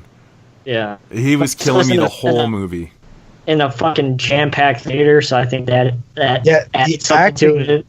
The acting was great. I will say, I got pressed for this when this film was being made, as did Jeremy, obviously, and when it was being released. And I honestly was not very interested in it because I think the cover is atrocious. Like, it doesn't look telling. Well, I passed over on this, man, because of the artwork, and then Brandon told me to watch it. He's like, no, looks like a reality TV show or something. He's like, no, check it out. He's like, it's one of those prime examples of a film that, you would obviously pass over because the artwork is so atrocious, and not even think twice about it. And he's like, no, seriously, check it out. I'm like, what? The one with the two heads on the cover? Like that one? And he's like, yeah, man. He's like, it might be a top 10 contender. I'm like, what the fuck? Seriously? Oh, dude, it had me in stitches, man. Sucked me right in. That was a funny ass movie. Every year it seems like there's a really good horror comedy. Yeah, man. I think this is the one for this year. Honestly, there hasn't been a whole lot, has there? Yeah, I know. If you go back to 2015, right? Like that show that we did with Exploding Heads, our top 10 show, and we kept talking about how many horror comedies there were, and even 2014 had a bunch with like Housebound and stuff like that. And then, like, I'd say the last 2 years, they've chilled out on them a lot. Although I did really the year of Art House. One movie that made me fucking laugh pretty hard this year was Don't Kill It. You guys see that one? Yeah. No. With Dolph Lundgren. It's got a great I have it. It's got a great premise to it, man. It's basically about this. I heard it's actually quite good. It is, man. It's got a really cool premise. It's basically about this demon that when it invades your body, if you kill the person that is possessed, it'll automatically possess you. Hence, don't kill it. So you kind of have to work around and shit, but it's pretty good, man. There's one great scene in this church. It's fucking awesome, but that one actually made me laugh pretty good. And, what was the other? Peelers. Bye Bye Man made me laugh pretty good. Because it's bad. Did you see Peelers? Nah. That one was actually pretty funny too. Pretty good shit, so. Yeah, only a couple horror comedies this year. Pretty minor. All right. Cool. Rounding out the month of November's Patreon picks. Jesus, so fucking many. Pick of the week. I don't know who the fuck gave me this, but it's the Belgium film from the year 2004 called Calvaire. And this is directed by the same guy who released Alleluia a few years back, 2 years back, I think. Very weird, misery-inspired kind of a movie. It is pretty slow at points. I think that's like the biggest negative of this movie, that it takes a while to get going. And then when it gets going, it really fucking goes and goes and goes until it gets to the end. But like I said, I definitely think the biggest knock against this film is pretty slow. Fan of Eli who gave that to you. All right. Hey, fan of Eli, you'd be excited about next week's show. Yeah, Hostile. So we follow... What? I said sorry, good. So we follow Mark. Mark is a performer, I guess that's what you could say. And he like goes around to all these clubs and things, and he sings songs and shit like that. And one day he's driving home from one of his events, and his fan dies in the middle of these woods. It's ultimately rescued by this guy named Boris. How can I forget Boris? It's such a fucking common name. Boris. He brings him back to his house. He takes him to like this inn, decides he's going to stay there, and then he'll fix Mark's fan and he'll be on his way. And of course, shit doesn't go to plan, and we learn that Boris has some pretty dark stuff going on in his life, and the people around this inn in the forest are a little bit fucked up, and there's some bestiality going on and stuff like that. And ultimately, it all ravels into this half an hour or so climax of amazing, amazing cinematography and uncomfortableness and fast editing and things like that makes a very uncomfortable climax. But to get to that climax, it's pretty slow. And the last 10 minutes of this movie has some of the most amazing tracking cinematography that you'll probably see in a independent horror film. It's absolutely amazing as we follow Mark as he runs through these woods as he's chased by these hoodlums. It's absolutely phenomenal, and like I said, it's definitely influenced by Misery, in the sense that Boris is a little bit obsessive with Mark and making sure he stays and things like that, and he contributes to the things that go on in this movie. Do I love this movie? No, I don't love this movie as much as some people love it. I think it's still a very well done, well made movie, and it has a lot of subtext about, of course, the signs of the cross and crucifixion and stuff like that. It's definitely in the last act. It's a main forefront. Calvaire means the series of the crosses, I think, in Belgium, if I stand corrected, but. It's a film that I think everybody should see once. I know it's not the easiest movie to find these days. You can still find it all the time, but back when Hastings was around, you could pretty much pick it up regularly. But now that I think they're gone, it's not the easiest movie to find. But if you like a different, slow burn, not a body count type of a movie, art house film, then you'll definitely like this one. So check it out. I gave this one a 7.5 out of 10. Was that the film that was originally picked for one of our watched? Zach was supposed to, or not what we watched. Our viewer's choice, like one of the very first viewer's choice we did, but we couldn't find a copy. Was that the film? Yeah, actually, yeah, it is. Zach was supposed to send it. Remember? Huh. Yeah. Yeah, and then we never reviewed it. Is that a Christmas movie? It takes place on Christmas, but it's not really a Christmas movie. Yeah, I don't. If it takes place on Christmas, it's a Christmas movie. Sure. Well, I have a copy for you, JP. Okay. Well, I'll trade you this Amityville 6. What a fucking dick. What the fuck? Yeah, I found one for $2 at my buddy's shop, so I was like, okay. Nice. I'll grab it for you. Well, speaking of Christmas, what did Sam pick? He picked something. Don't look at me. Did he tell you? I forgot what it was already. We already know one of our films for Viewers' Choice Christmas Edition. And the other one is for sale right now. You can buy it. $20. $20. So have we figured out some of the choices?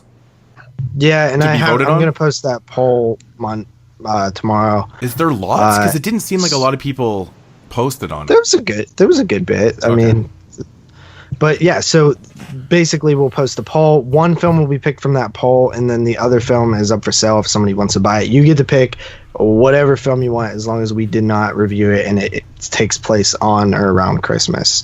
So up to you guys. Not Ernest Saves Christmas, by the way.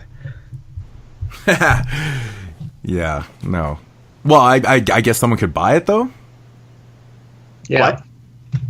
Not Ernest Saves Christmas. It's not a horror film. But, I mean, if they're willing to buy it, don't we have to do it? I mean... I'm not getting... Shit, I shouldn't even be talking. I should be cutting this out of the show right now. Giving people fucking ideas and stuff. Don't do that. Please do not do that. No, because if they buy it, I specifically said in that title and description that you're buying a Christmas horror film, so... Okay. Got to cover all the bases, right? Yeah. Okay, man. So I guess I'll make this my Italian Stallion for the show. From 1974. This is also another Patreon pick. Another fucking 74. Jesus. I know, so random. And this one was also picked by Sam, who actually picked the entire show last week. And it is called The Killer Reserved 9 Seats. This is one. What a title. This is one I've actually had on a list to see forever. And I think I might have mentioned it to Sam. Maybe that's why he picked it or something. But it's a hard one to get a hold of. I had to watch this one online because I don't have a copy. It's really rare. And so ultimately... this one is kind of like Agatha Christie's 10 Little Indians story. That's essentially what it is. It's about this guy that owns this huge playhouse, like a huge cinema type thing, where they do plays and stuff. Really, really gorgeous location they shot this film in. And he invites 8 people over for some R&R, you know. The thing is with this place is that it's got a little bit of a history. It may be possessed or it may have some supernatural elements going on there because of where it's built on and stuff.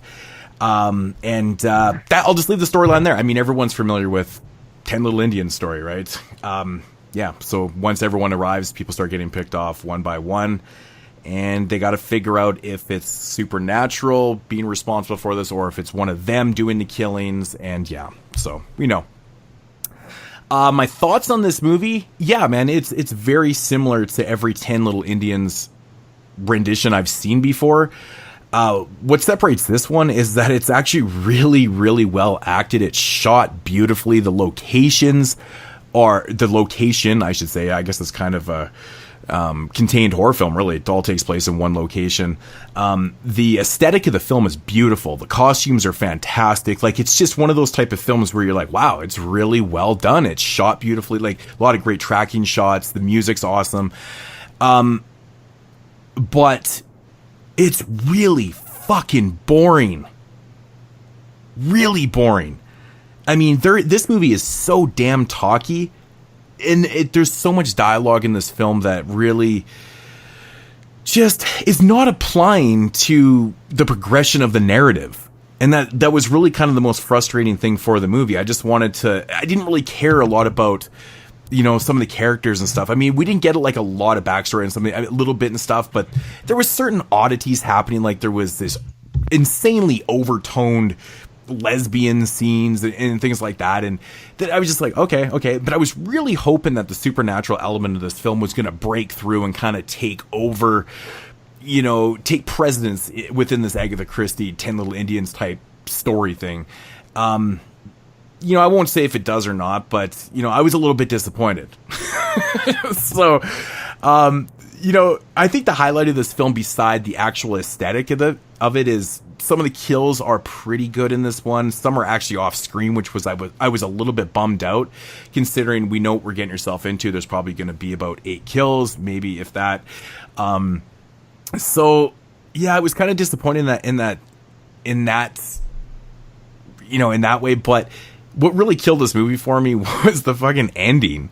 I'm just like, it's one of those head scratches. You go, what? Like, why? Like, what the fuck, man? It was one of those what the fuck moments, and I was like, that I don't even know if that made any damn sense. I had to watch this one on YouTube, actually, and it was really fucked up how they did the subtitles. They weren't putting all the subtitles on the screen at one time. They would drop a line, and then that line, after another one coming, would move up, and then the new line would be underneath. So it was fucking me up for like the first 5 minutes of the film. So it was like closed captioning then. Yeah, it was like closed captioning, and it was like, but it was really screwing with me, and I was like, what the fuck? Like, oh shit, I'm reading the same shit over again. Okay. But, it's really frustrating with a movie like this where there's so many characters. Well, obviously there's 9 characters, but there's so much dialogue. So I'm reading, but it just wasn't interesting. It wasn't interesting, but beautiful, beautiful film. Just, I mean, that's pretty much a one-time watch. I mean, I can't get anything else out of it. I mean, if this movie had, all the kills on screen and they were really vicious and awesome, it totally would have changed the whole thing, because like I said, all the specs, the general filmmaking specs of this film are awesome. Really good stuff. They put a lot of work in with the art design in this movie. They really damn did. And the theater that they used was fucking amazing. So cool looking. I just wish they had exploited certain areas a little bit more. But yeah, man, I'm going to come in at about a 6 out of 10 on this one. I mean, I've watched a lot of Italian films, and some of them can be really boring giallos, and this is just... Me too. There's not a lot of... There's nothing else here. They tried to do some of the supernatural element with the 10 Little Indians story, but it kind of wasn't... It was more or less a fail. So, unfortunately. Yeah. That's it. All right, that's what we watched. Yeah. Spasmo.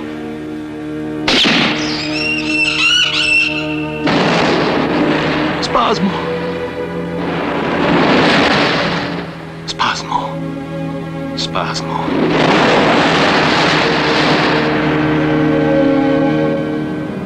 I killed him.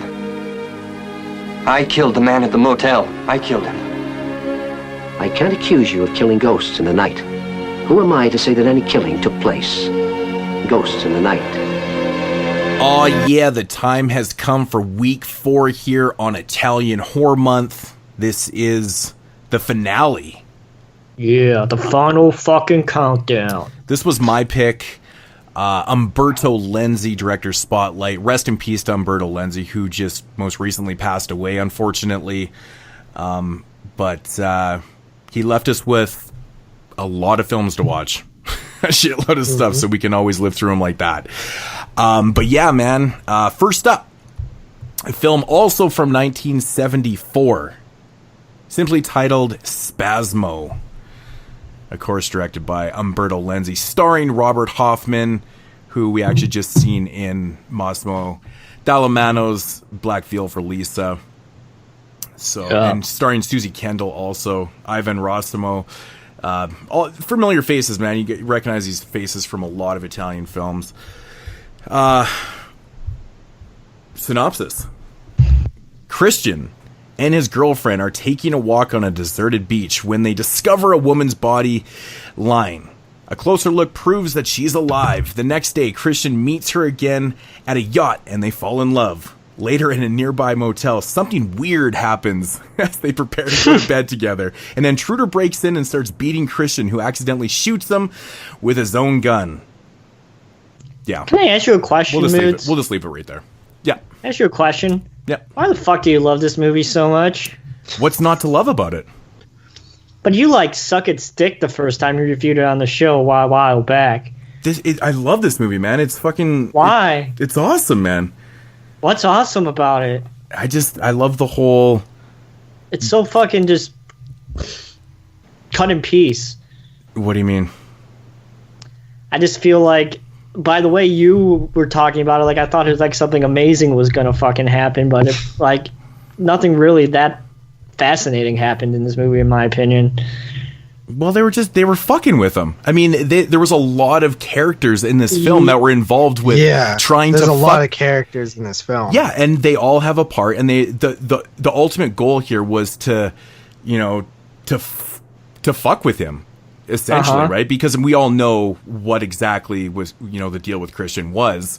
Yeah. So, I mean, but there's just a lot of, I just like the way it was developed, you know, just how everything kind of develops. Like, even with the opening scene where they find Susie Kendall on the beach and stuff, like, that was all staged. Like, she was there for a reason. Yeah, there could be a minor plot hole of how did they know Christian was going to be at that beach with his girlfriend at that very moment to have, you know, Susie Kendall's character. And then why the fuck did she disappear for fucking half of the movie? Who?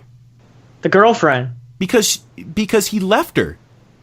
Christian. But she doesn't fucking show up until, I thought that was going to be a plot. Well, he doesn't show up till he goes back to where she would be. Dude, like, so he leaves her for Barbara. So what happens here is, when he meets Barbara on the beach, and then he ultimately meets up with her again on that yacht, he ditches his girlfriend. I know it's kind of awkward in how he does it, because there's no scene saying, "Hey, bitch, get the fuck out of here. I'm with Barbara now."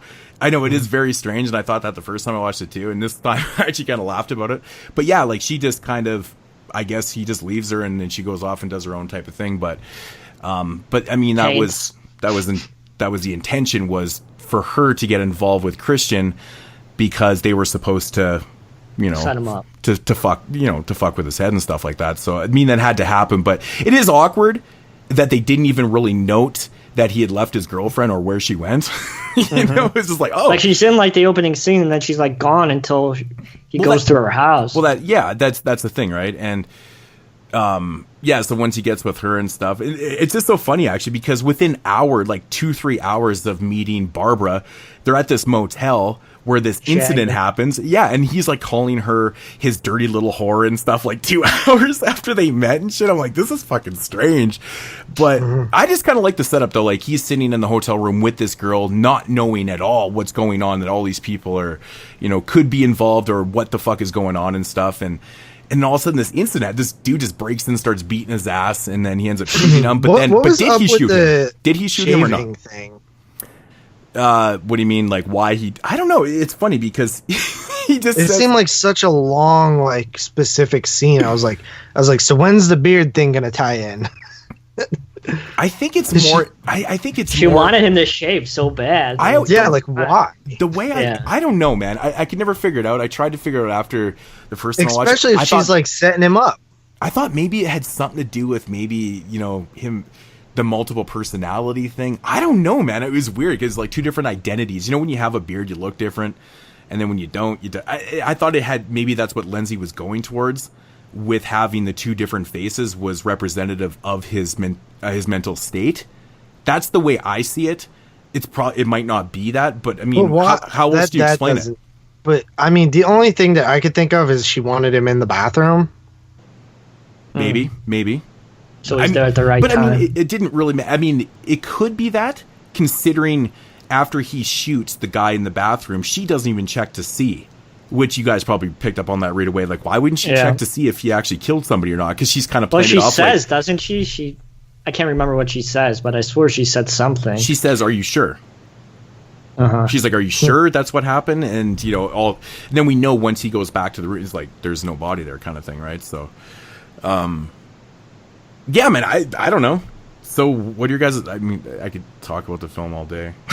I mean, I don't think, understand why you love it so much. I think on a technical aspect, like, out of the films that I've seen from Umberto Lenzi, I think this is like the best shot, the best scored, like the best, you know, actual movie. You know, in terms of pure technical, right? Like, that's all we're talking about here. I've only seen 4 movies from him, so you know, that's not a huge sample size. Yeah, this one has to kind of rely on that a little bit too, because of the content that we're dealing with too, right? I think you have to make it a little more elegant, a little more beautiful and stuff. It's more about the characters. It's not like, you know, Nightmare City, where you just have, you know, infected people roaming around and stuff. Which I will say, there is some pretty good, there is some pretty damn good shots in that film, like some really good overhead shots and, you know, panning shots from helicopters and shit, which is pretty cool. The scope is pretty cool in that film, to be honest.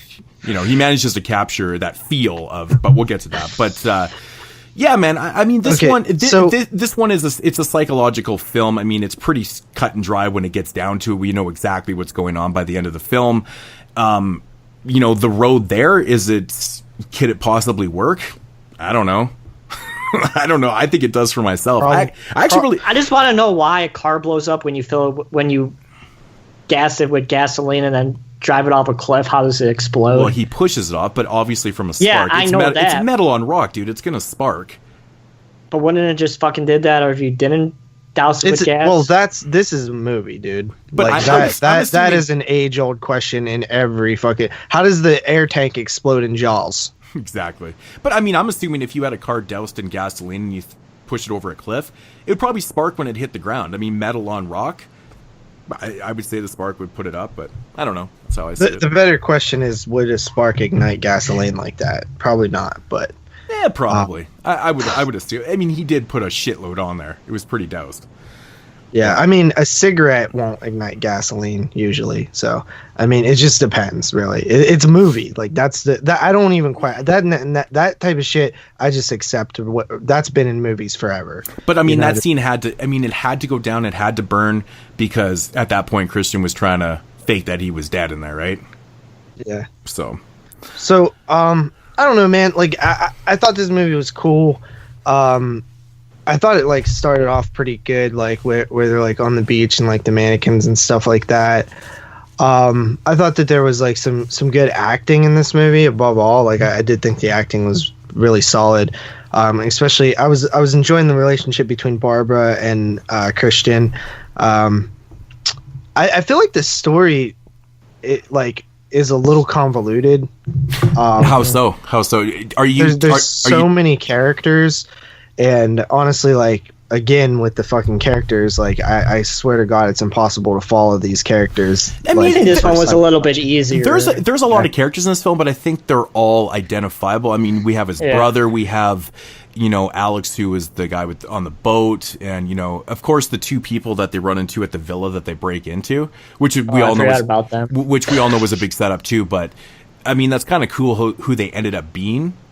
Mm-hmm. I thought that was kind of interesting. I mean, they're identifiable and stuff. Honestly, the one problem, I think I don't even know if I mentioned this when I first reviewed it, but the scene where his brother's watching the home videos. How the hell do they have color cameras? Exactly, because that shit would have been shot in the 50s, man. There was they definitely fucked up in that scene, man. That shit. I thought the same thing. Black and white. I even wrote that shit down. Like, how the hell is this fucking happening? That it's in color in the 80s when they would have been like 50, and they didn't have that shit. It's kind of this movie came out in 74. Plot holes. But technically, they don't tell you when this film is set. Well, I mean, it's present day in 74, right? I mean, these guys are in their 30s. I mean, I'm assuming those kids are around 10. Technically, you don't know that. You don't know. There's nothing that indicates that it's present day, besides just the fact that most movies are shot in present day. Well, if it wasn't shot in present day, then where would it be shot? It's not in shot the future. No way, dog. If anything, in 95. Oh, get the fuck out of here! No fucking way. Listen to this jabroni. I'm just saying 95. you can't say that. I mean, like that's a way to explain a plot hole away. They never tell you that it's set in present. I think the way I look at cinema, though, if they don't tell you that it's shot in the past or in the future, it's automatically shot in the present. Well, it's automatically shot in the present during when they're shooting it, because that's reality. That's reality. But where's it set is the question. Yeah, I mean, obviously that's not something that wasn't thought through. I don't know, man. Like, to me, I like sometimes when these movies, like these mass conspiracy movies, like where it's like, oh, like every one of these things, like all this, it's like the Saw films, right? Like the amount of planning that all this stuff takes is just too much for me sometimes. Like it kind of takes me out of the movie a little bit. Really? Like I don't know, man. I find this one. Yeah, I didn't love this one as much as you did. It's just straight. I don't know. I just like it, man. I find that everything kind of works. So, out. like, the only, the minor problem, obviously with the home videos and stuff, but the actual straight up motive of the brother in this film. See, I think it's implied that his Christian is actually part owner of the family's business. It's quite clear that his brother runs the family business and stuff. And I think it's implied the reason why they're trying to do what they're trying to do to Christian is to eliminate him from the family business, because his brother's being selfish. He wants all the fortune for himself, right? And he figures that if his brother is put away, he just basically not entitled to that anymore because he's not mentally fit to do anything with the business and stuff. I don't know how, dealing with money and stuff that would affect that. The whole basis of that is based on the fact that the whole plan is based on the fact that you can turn somebody crazy, and it's like it just seems like a ridiculous strategy to getting someone to exit your business. Mm-hmm. No, it does. I mean, essentially, because what you would probably do nowadays is just eliminate him with death. Especially if you're faking murdering him, right? Like if you're doing all this shit, like it seems like you're getting all these people involved. Like, it seems like it would have been easier to just hire one person to kill him instead of getting all these people involved. Their intent was never to kill him. They even state that in the movie, though. They wanted to drive him crazy, to bring out his multiple personalities so he would go insane. But if they drive him crazy, wouldn't he kill himself from going crazy? So isn't that the same thing? Just to lock him up. I mean, they literally say in the film that they had no intentions of killing him until shit went sour. Until shit went sour on them, and they why don't they kill him? They don't want. I don't know. They never stayed because they just. I mean, I don't know. Maybe because murder's harder to get away with, than Well, I mean, if you can easily make somebody go crazy, then but I mean, at a certain point, once like people are dying and stuff, like, well, that's when they change up their strategy. That's when they change up the strategy a little bit, and they try to actually kill him. Because they realized that they were failing, because there's even dialogue in the film where the brother says, he's like, man, you guys all fucked up. Like, Barbara, you did not push the envelope too hard. You did not make him go, as crazy as you probably should have been. With the couple at the villa, who ultimately we find out who they actually are, which is a minor kind of plot hole too that he didn't really remember fully until later. It's kind of subtle too when he realizes. That's kind of strange. Like in a mind, like just before he ends up getting killed. So that was kind of a strange thing too, but, I don't know, man. I don't know what else to say. I mean, obviously, there's not a movie if you just go and kill the dude. You got to come up with something. Well, yeah, I mean, if he escapes and then, much like he did with the Hitman, and then they're on the run, but and the love story and stuff like that.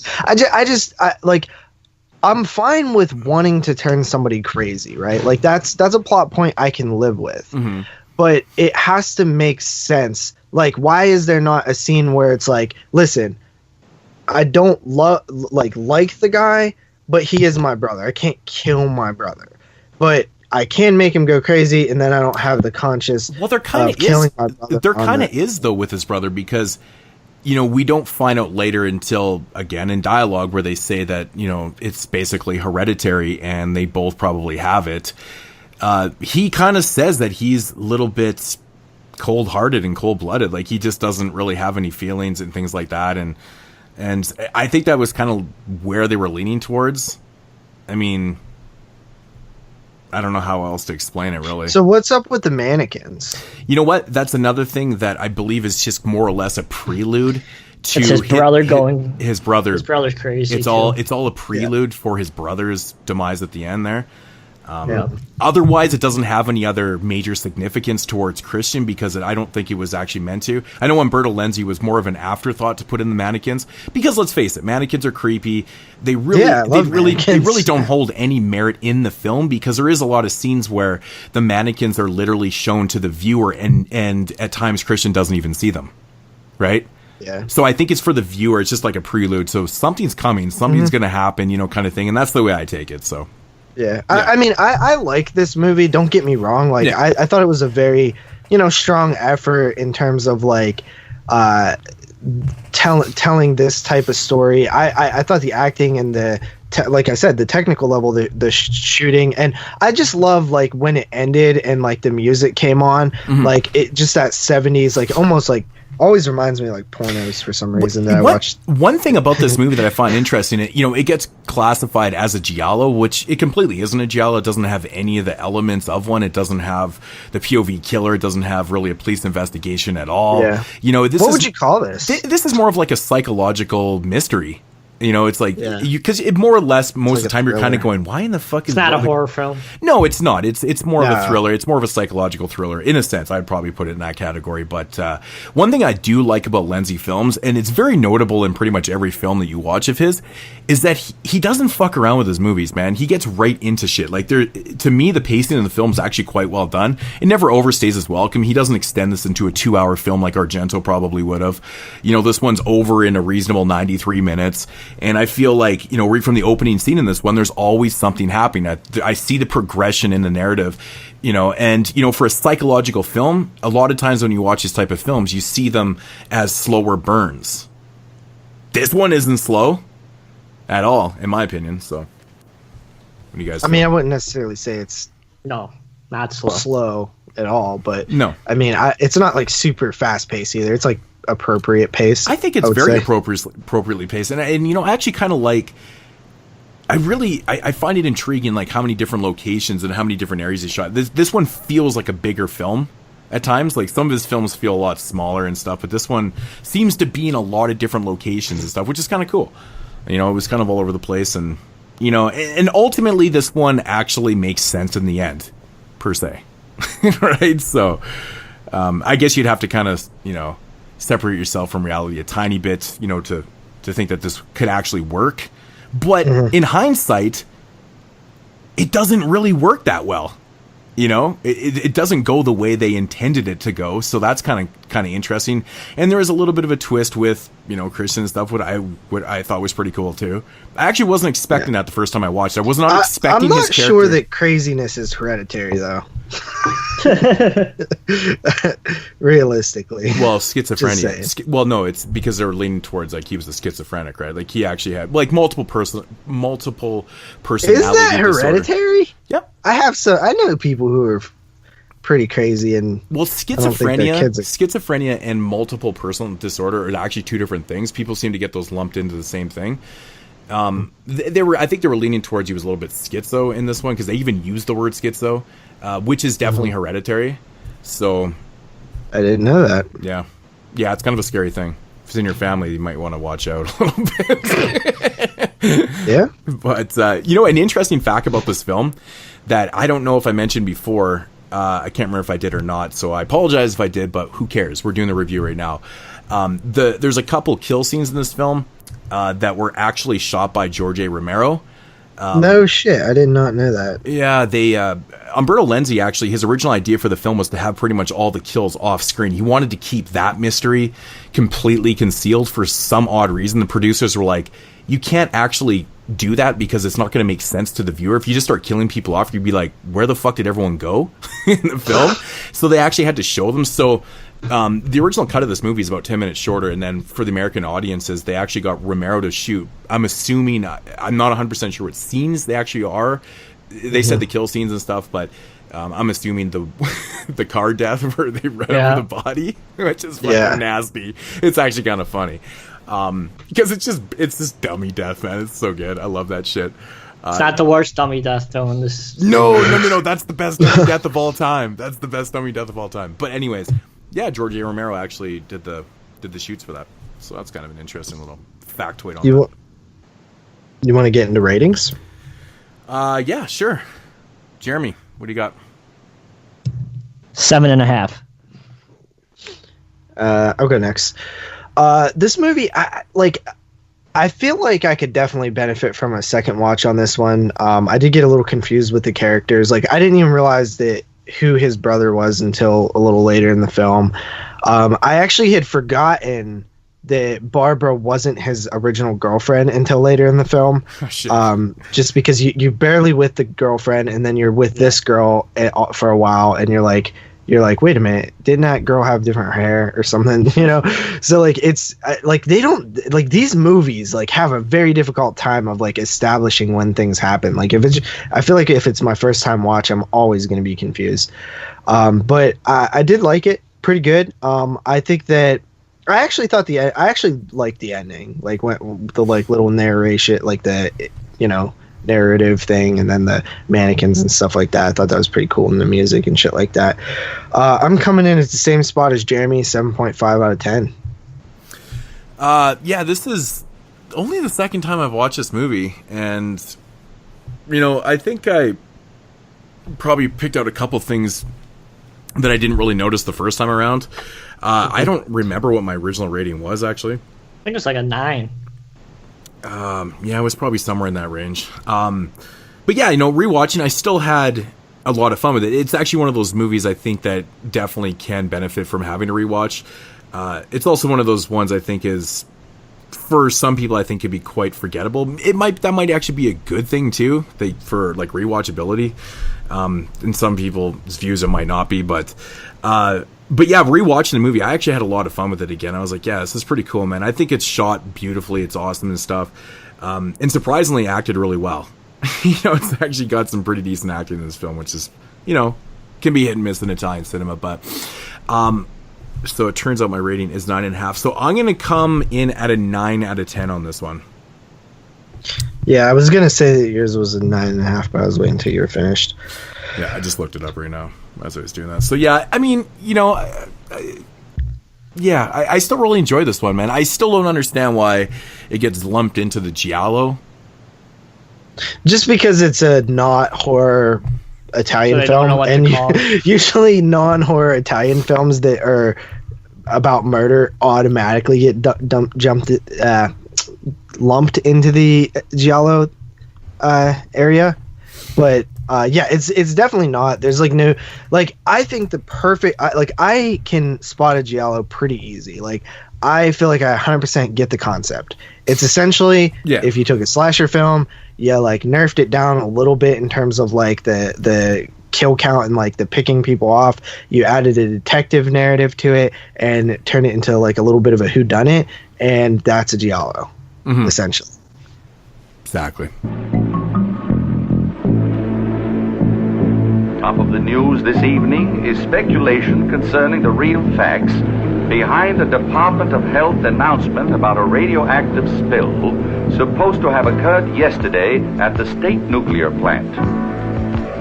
Information from an official source, which reached our newsroom this afternoon, stresses the seriousness of the situation.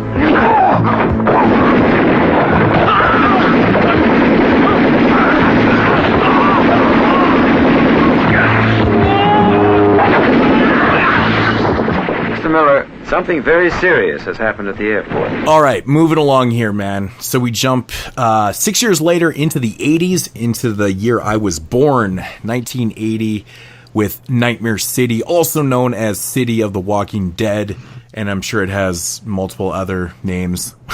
Also, I think this is one of those films that actually has tons. City of the Walking Dead is actually the American title for it. So this one right here, starring Hugo Schlitz.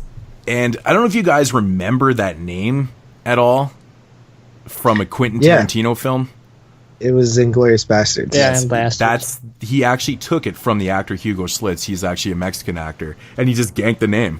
He just loved his name, and he used it in Inglourious Basterds. He does that shit all the time. Like Tarantino, if you took out every reference, influence from all of Tarantino's movies, they'd be about 3 minutes long each. I know, but so many people would never put that connection together. Like Hugo and Schlitz it's always sounds like a super obscure shit that mainstream audiences would never know about. But dude, you have to admit though, Hugo Schlitz just sounds like a made up name. It's like a perfect one to gank, man. But yeah, Hugo Schlitz, man, he's actually a pretty good actor, man. He's been in lots of stuff. He was pretty well known back in those days, but he's pretty good. But yeah. I guess at the end of this review, we could talk about the like remake thing because we didn't have a knowledge segment, but Rob did want us to talk about that. Yeah. So okay, let's do the review, then we'll get into that at the end. It's probably a good time to do it. All right, so quick little synopsis here. An airplane exposed to radiation lands, and blood-drinking zombies emerge, armed with knives, guns, and teeth. They go on a rampage, slicing, dicing, and biting their way across the Italian countryside. First up, this is not a zombie film. First up, why the fuck does this guy have telekinetic power to predict what's going to happen in the future? What? How the fuck does this guy have power to predict what's going to happen in the future? What? Okay, how about we just drop that right now, because that we'll get there when we get there. First up, first up, this is not a zombie movie. This is a full-blown infection movie. Hey, Umberto Lenzi has called it a zombie movie once. He also even stated once that this is straight up an infection movie. It's literally about people that are just exposed to radiation. That's why they're so they're so hideous looking. This is definitely not like we've had the argument zombie infected, same thing. But when you boil it down, I would not consider these zombies. No, they seem more infected to me. Because they're not coming back from the dead. They're just these guys were actually fully living, man. They were exposed to some type of hardcore radiation that actually mutated their skin. They made them all gross looking and shit. But they are fully equipped with a brain still. I mean, these guys come out, and they use weapons and shit, and they're just fucking with people, man. They're just killing off people because, dude, Nightmare City is an absolute fucking blast. This movie right here, man, you can tell was very, very heavily influenced from Dawn of the Dead, with a lot of the shots, like a lot of the overhead helicopter shots. Some of that even feels like Dawn of the Dead at times. It's the atmosphere. 100% does. It's got one fantastic score. I mean, the music kind of replays itself throughout the film, but I've always been a really big fan.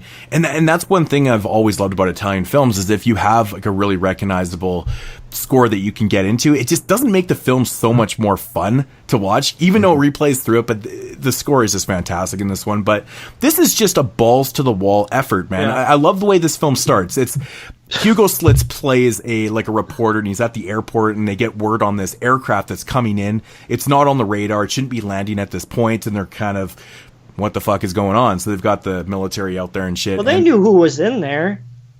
He did, at least. Yeah. It was somebody who was supposed professor. to interview.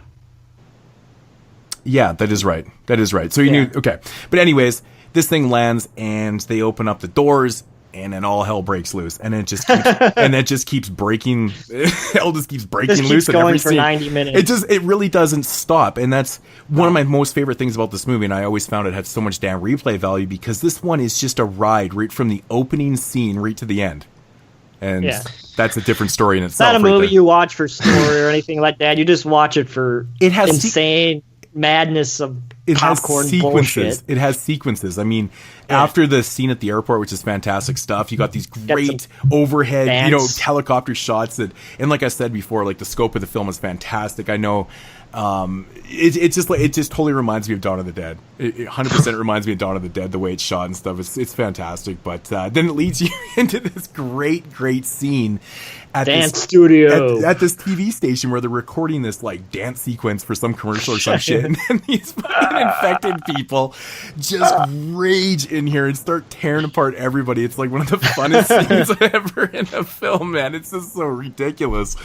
I could never figure out how these infected people were getting from point A to point B, why. It's exactly. I think they're just infected, and it's infected their brain to the point where they just need to kill. I don't know. JP's gonna try to make sense of a movie that's supposed to not make sense. It's not. Wait, but don't say that, because that's completely untrue. There was no way that this movie wasn't supposed to make sense. It just ended up being that way. This is not a tongue-in-cheek movie. This movie is a serious movie. Yeah, but I'm saying you're gonna try and say you're gonna try to knock some seriousness into it. Okay, tell me what I'm gonna say. I don't know. I'm gonna listen. But no, you do know. You just said you're gonna talk smack about it. Okay, yeah, this movie is bad. It really is. It's a really bad movie. I am with you that it is fun. I thought it was really fun, but this movie is very bad. There's so much wrong with it, and stuff that I've heard you recently complain about a lot, Jeremy. The fact that in Bye Bye Man, they get shot and there's no damage. There is literally many scenes in this film where people were shot and there's no trace of a bullet, blood, anything. This guy got shot up with a machine gun from 2 foot away and there's not a mark on him. There's punches that are not landing. I want to know is why the fuck would they blow up their own car? Well, I mean, they were all there, I guess. So yeah, it's like kind of whatever. Like, I didn't know what else you were going to do with the car, right? Well, I mean, that's obviously showing its budget constraints right there, man. And they're not having the blood. But that is so weird, man, because this film does not feel low budget at all. There's so many locations. There's massive amount of planes. There's aircraft carriers. Like, it is like this giant movie that is just has no goddamn sense of direction when it comes to filming fight sequences or death sequences or shit that just makes sense, like plot. Like it's very, very, very bad when it comes to storytelling. The pacing is fantastic, but the storytelling in this film is like and these zombies. But did you expect anything? Did you expect like a full blown like amazing story from? I knew right away when I saw the fucking plane door open and shit starts to break loose that this movie isn't going to be about the story. It's just going to be about. But there is a pretty good story. Like the like on the surface, like it's like such this wide scale like epidemic. There's like military guys like saying like, okay, like here they're here and stuff like.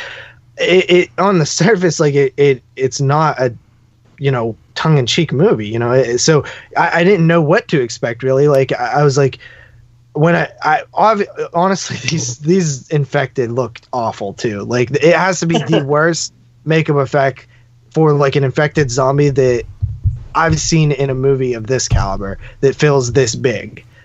Because this movie, I truly I can't imagine this was a low budget film. It just has too much stuff in it. There's so many set pieces, movies, TV studios and airports, and it just seems so big. But everything else seems so cheap.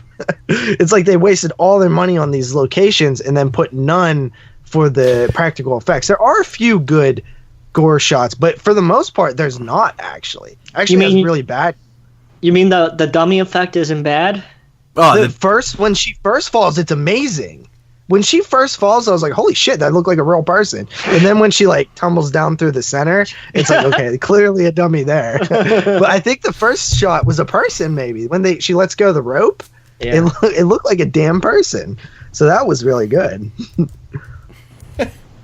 But I think you were just expecting too much out of it. I don't know what that means, though. No, what does that actually mean? I can't remember. I can't remember what feature I was watching, but they do talk about this one being actually quite low budget. I think he just did a good job. I think that was a testament to Lenzi. They didn't actually shoot in that much locations. They just kind of made the film look a lot bigger than it actually was, which is kind of cool that they did it. Hence, the scope being pretty good on this film. I mean, it actually has. And kind of feels like there is fucking infected zombies everywhere. It feels so much bigger than it actually is. But, I mean, that's a good testament to a director, utilizing a no budget. Well, I'm not saying no budget. I really don't remember what it was, but it wasn't a high budget type film. And like most of these films weren't. They didn't have a lot of fucking money. The studios and shit they weren't giving them a shitload of money. They just wanted a product. That's essentially what it was. It was like, whatever. I mean, no matter how you look at it, this is essentially Dawn of the Dead, just with infected. It was this kind of its own little thing, and this one's kind of duly noted as the first. If you want to classify it as a zombie film, it's noted as the first running zombie film of all time. This was the first one, so I mean that's kind of a cool note to have on Nightmare City too. Yeah, but they're not zombies, so can't. But they're not. But they're infected. So I mean, in that realm, who's really the first running? In that realm, I mean, Eli Roth even said the same thing, right? He's like, "Yeah, this is the first one." It's actually a really good feature on the Nightmare City Arrow Blu-ray. With Eli Roth, he talks about the Umberto Lenzi and this film for 10 minutes straight, and he's got a lot of really cool things to say about it and shit. It's actually really like listening to Eli Roth talk. He's such a big fan. He just kind of throws out his whole persona out the window. Yeah, I know. He should have his own damn podcast. He should. And you know what? And we're probably getting hate on this right now from all the fucking asshole dick face haters out there. Don't like Eli Roth. There's not as many as there used to be. Every time, I bet you if you just made a post in the Facebook group right now that said Eli Roth, it would get so much hate. Just type the name. But anyways, he's very interesting to listen to, and he kind of gives you some insight and things like that. And one thing he does note, he's like, this movie is, which we've all established, has really amazing pacing, and it's just a fun thrill ride. Not really much narrative in the thing at all, but it's one of those films where you're just loving it and loving it and loving it, and it's like, bam, what the fuck happened to the end? Yeah. The end is really fucking dumb. He notes that he even said, and I've talked about this before too, I always thought it was for the same reasons, because they didn't have any idea how to end this thing, so they just came up with this ridiculous idea to do what they did. But it's one of those what the fuck moments in cinema. You're like, why and how? It literally makes no fucking sense whatsoever. It doesn't make any sense whatsoever, and it kind of, if you can just kind of forget yourself or forget that whole thing, whatever, the whole ride there is pretty fun. But I think it has something to do with they just didn't know what to do with the movie at that point. Yeah. So they basically copped out, essentially, is what it is. And Eli Roth kind of says the same thing, too. It's like, it's fun until you get there, and then you go, what the fuck? So that's kind of cool, but... I said that in the first 5 minutes. Well, it is. It's so true, and it's probably the one thing that a lot of people do remember from this film is, in JP's words, bullshit ending. Oh yeah, dude, that ending is. It is. Bullshit. I mean, it is bullshit. It's basically saying, and this is what the film's saying, not me. It's saying that, this is the nightmare. Now watch it begin. Here it goes again. You know what I mean? Like it's just. Does it happen over and over again? Is it Groundhog's Day, or is it? It's not necessarily saying that, though. That's the thing that's stupid about it. It's almost like the whole movie is like it's like a sleep premonition or something like that. Yeah, like more or less. I don't know how you would classify it otherwise. But it's stupid because the character isn't aware that happened. Right, he just wakes up like normal, like, oh shit, I'm late. You know what I mean? So like, it's not even like a Final Destination, like, oh, now I know how to stop all this bullshit. It's like, literally, like he's not aware that had happened. Yeah, I know, right? Oh, yeah, that's a really bad ending. It's a tough. It definitely is a tough one to swallow on this one, because doesn't it just like. You just want to throw your fucking TV at that point. You're like, really? all this fun, and then you have to end the shit like that? It's ridiculous, but I don't know, man. I don't even know if it's forgivable.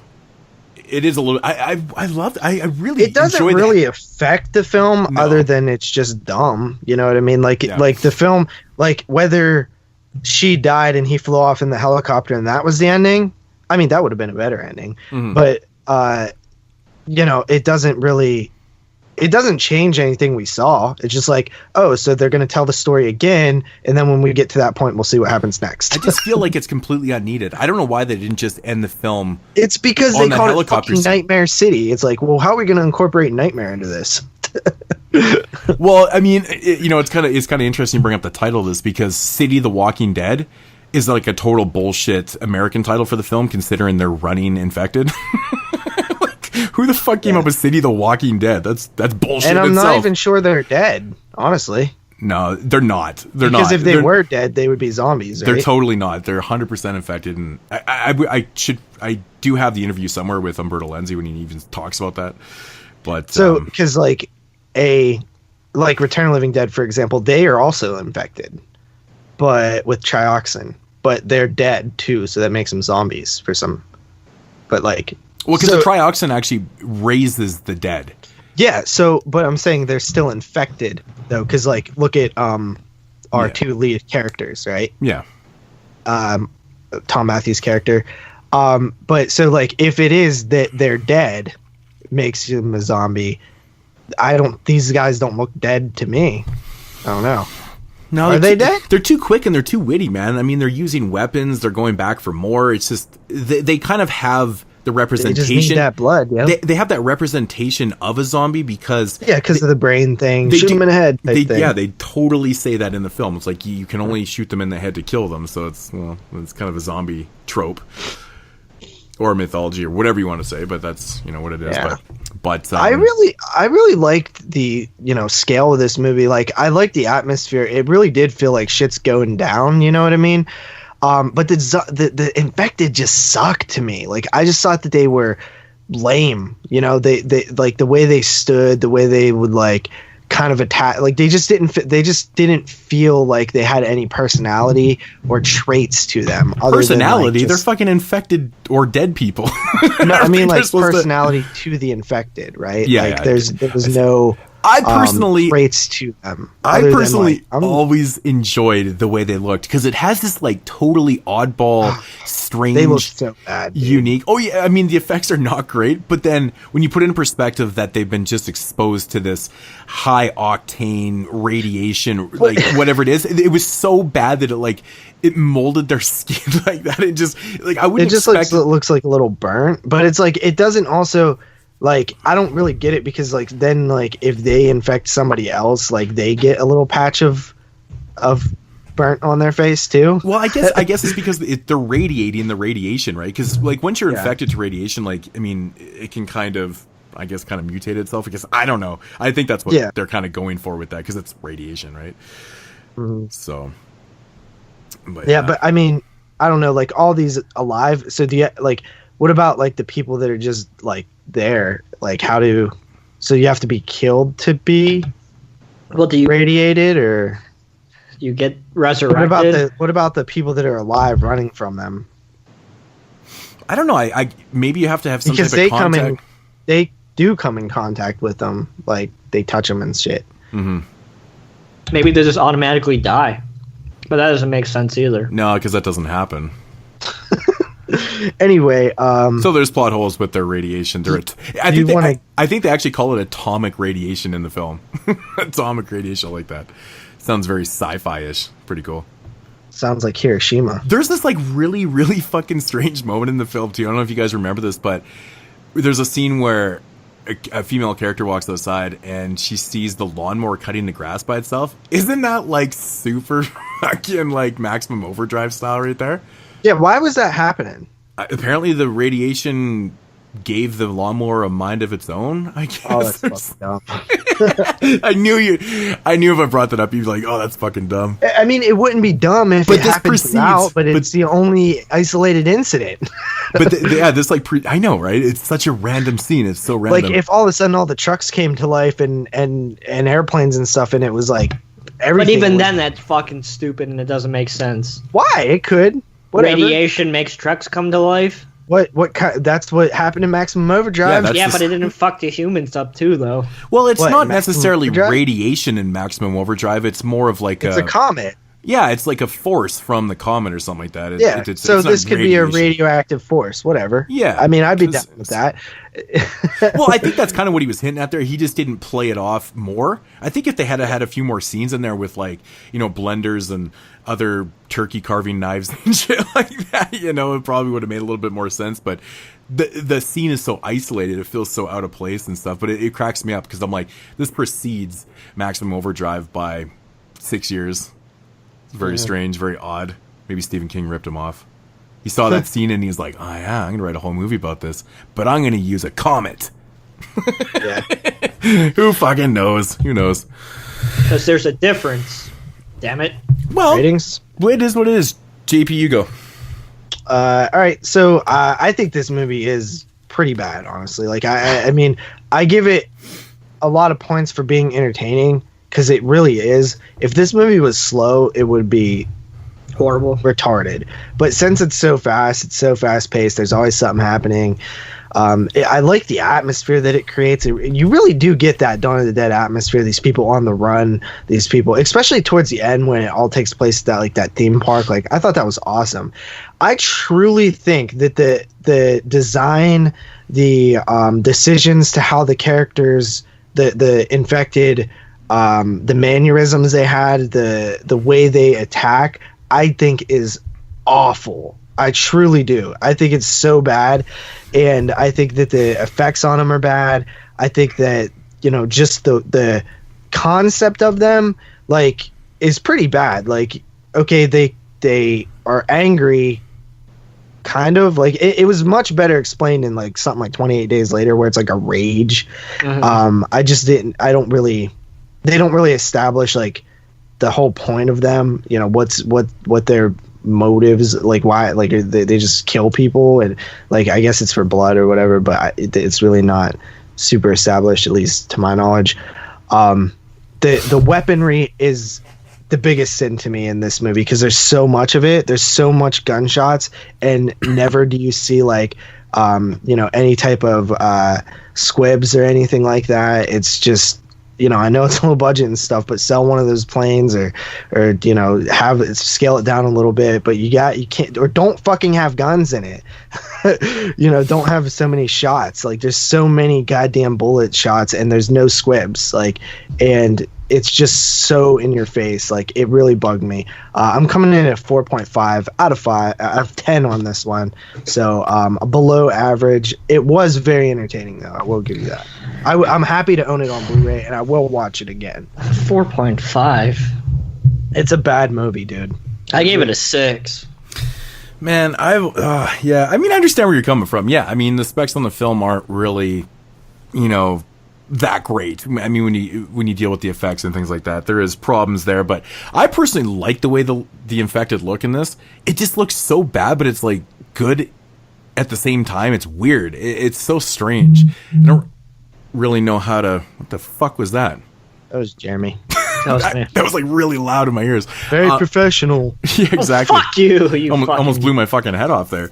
But man, dude, it's just such a fun ride, man. Great fucking score to this one, man. That just repeats itself through the film, but I don't care. I like it so much. It doesn't even bother me. It has probably one of the worst endings of all time, unfortunately. But at the same time, it doesn't affect the first 92 minutes of the film at all. I think it's super fun. It's not a great film by any means. I wish there was a little bit more narrative to it, because there's opportunity to explore, maybe give you a little bit of insight to, this atomic fucking warfare that these people have been exposed to. I don't know, but did the squibs not bother you? The fact that there's not one fucking squib in this entire movie? Apparently it didn't. I never even really thought about it. I guess. Holy shit. Like the guy, when they're in the airport and the guy behind the other guy shoots him with the like MP5 or whatever the hell he had. Yeah. And it's like, and it's like, there's not a fucking single bullet, scratch, or ripped shirt or anything. But there is moments in the film where they get shot and there is bullets and stuff. I mean, obviously they didn't do it for every single scene, I guess, but I mean, they obviously did, but there is times where there is, still not the greatest effects, but I don't know, man. I still enjoy the shit out of this one. 6.5 out of 10. It's fun. 6.5. Jeremy, I'm surprised you're that high. Oh, it's fun. I had a blast. Yeah, it's definitely, it's one of those perfect films to throw in with your buddies over too, because there's like nothing you could possibly miss in this movie, right? Scene to scene, man. It doesn't matter. So that's kind of cool in itself.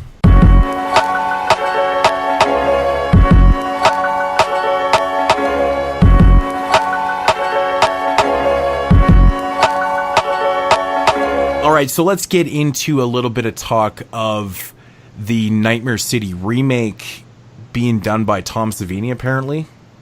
Yeah, so this was one of those things, right? Like we talked about this Sandman a couple weeks ago with Argento. This was another one, man. This was another film that was funded through Indiegogo. It had a goal of, let me see here. I'll bring that up in a second, but it was actually supposed to be Tom Savini directing, Umberto Lenzi producing, and it had a goal of $100,000, and it made $138,624. So it actually it had 168% funded. Yeah, so that's impressive. Money. That's impressive, man. So it was actually less than 100,000 was the original goal. If it 168% it must have been looking at like 80 or something. Yeah, that's crazy, man. Yeah. So and it was funded May 2nd, 2015.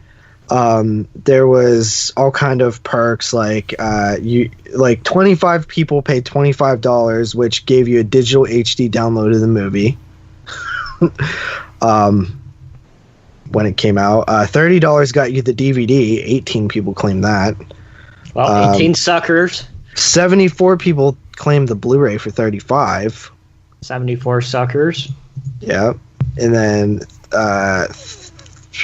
there was a lot of perks here, but they made a lot of money. You know, they made the money for the film pretty much. And some people even claimed the supporting role, which was $900. Dude, associate producer, man. 3 claimed the $5,000 perk. God damn. There was a fanboy dream package, which consisted of you and a friend. That much money? Look at this fanboy dream package. You and a friend / partner will spend 2 days and 2 nights on the set. This includes breakfast, lunch, and dinner with the cast and crew, and a dinner with your favorite actor, director, and the producers. You will also act in a scene together with your favorite actor, plus VIP invitation to the premiere and after party for you +1. Travel and lodging not included. You'll also for get $5,000? No, this is $2,000. You'll also get a credit in the movie and on IMDb, plus 2 mega sets, plus 2 crew shirts, 2 scripts signed by the cast and crew. $2,000 for that, and you had to pay for your own fucking travel and lodging. That's always the case. Like, I've never seen one of those where they pay for your travel and lodging. It's always like, dude, if you're paying $2,000 already, they could at least give you a fucking room to sleep in. It's not that expensive, man. Plus traveling, yeah, that's a little bit more expensive when you have to take a flight or whatever. That's fine, but that should be included. That's bullshit. Well, 3 people paid for it, so that's horseshit, dude. Because essentially, you spend the $2,000 on this package, and you got to pay for your hotel and flight. I mean, that's another probably $1,000 right there. So what the fuck? Weak sauce. Anyways, continue. I just thought I had to read that out. Yeah. So that, you know, it made its money, right? And another situation where this was May 2015. This was 2.5 years ago at this point. That this film made its budget, and we still have no film, you know, and it hasn't even shot yet. So that's, you know, really annoying, right? Like, all the money's now in Tom Savini's makeup school. I mean, I doubt it. But that's always tough to assume. I mean, his school has been around for a lot of years, and it's been pretty successful. And what I've heard, it's like really expensive to go to too. So I'm sure he's rolling in the funds. Yeah, well, he doesn't have a good reputation. So I actually just hired somebody at work who goes there right now. So yeah, I mean, it's very sucky, dude, because we don't really know what's going on with it. It's been a very, very long time since we've had an update about it. The last update, let me get it here, was actually, as far as I can tell, February 4th of 2016. So quite a while ago. That was the last update? Fuck. So what does the update say? Hey, sorry guys, we still have your money, but we haven't started filming yet, just to let you know. Oh wait, hold on a minute. Like, there there was another update fairly recently that I was not aware of. So this was actually the last update. This was just a couple months ago. This was back in August 3rd of 2017. Pretty far in between updates, though. See, I just see February 5th, 2017. Yeah, and turns out that there was actually 2 other updates. There was one in June of 2017. Let's read the ones from 2017 here, because that would be a little bit more recent, obviously. It says, this one was from June. It says, "Hello, dear backers and citizens of Nightmare City. Here's our next highly anticipated update, which took a bit longer because we had a lot of calls and talks with our partners and producers the last few weeks. First and foremost, Nightmare City is not dead, undead at most. We're still working hard on our project, but like many other independent film projects, we've encountered some unforeseen obstacles and unfortunate setbacks. It has become considerably difficult to find a decent budget for a horror film nowadays, especially a zombie movie. Even renowned filmmakers like George Romero and John Carpenter have to face problems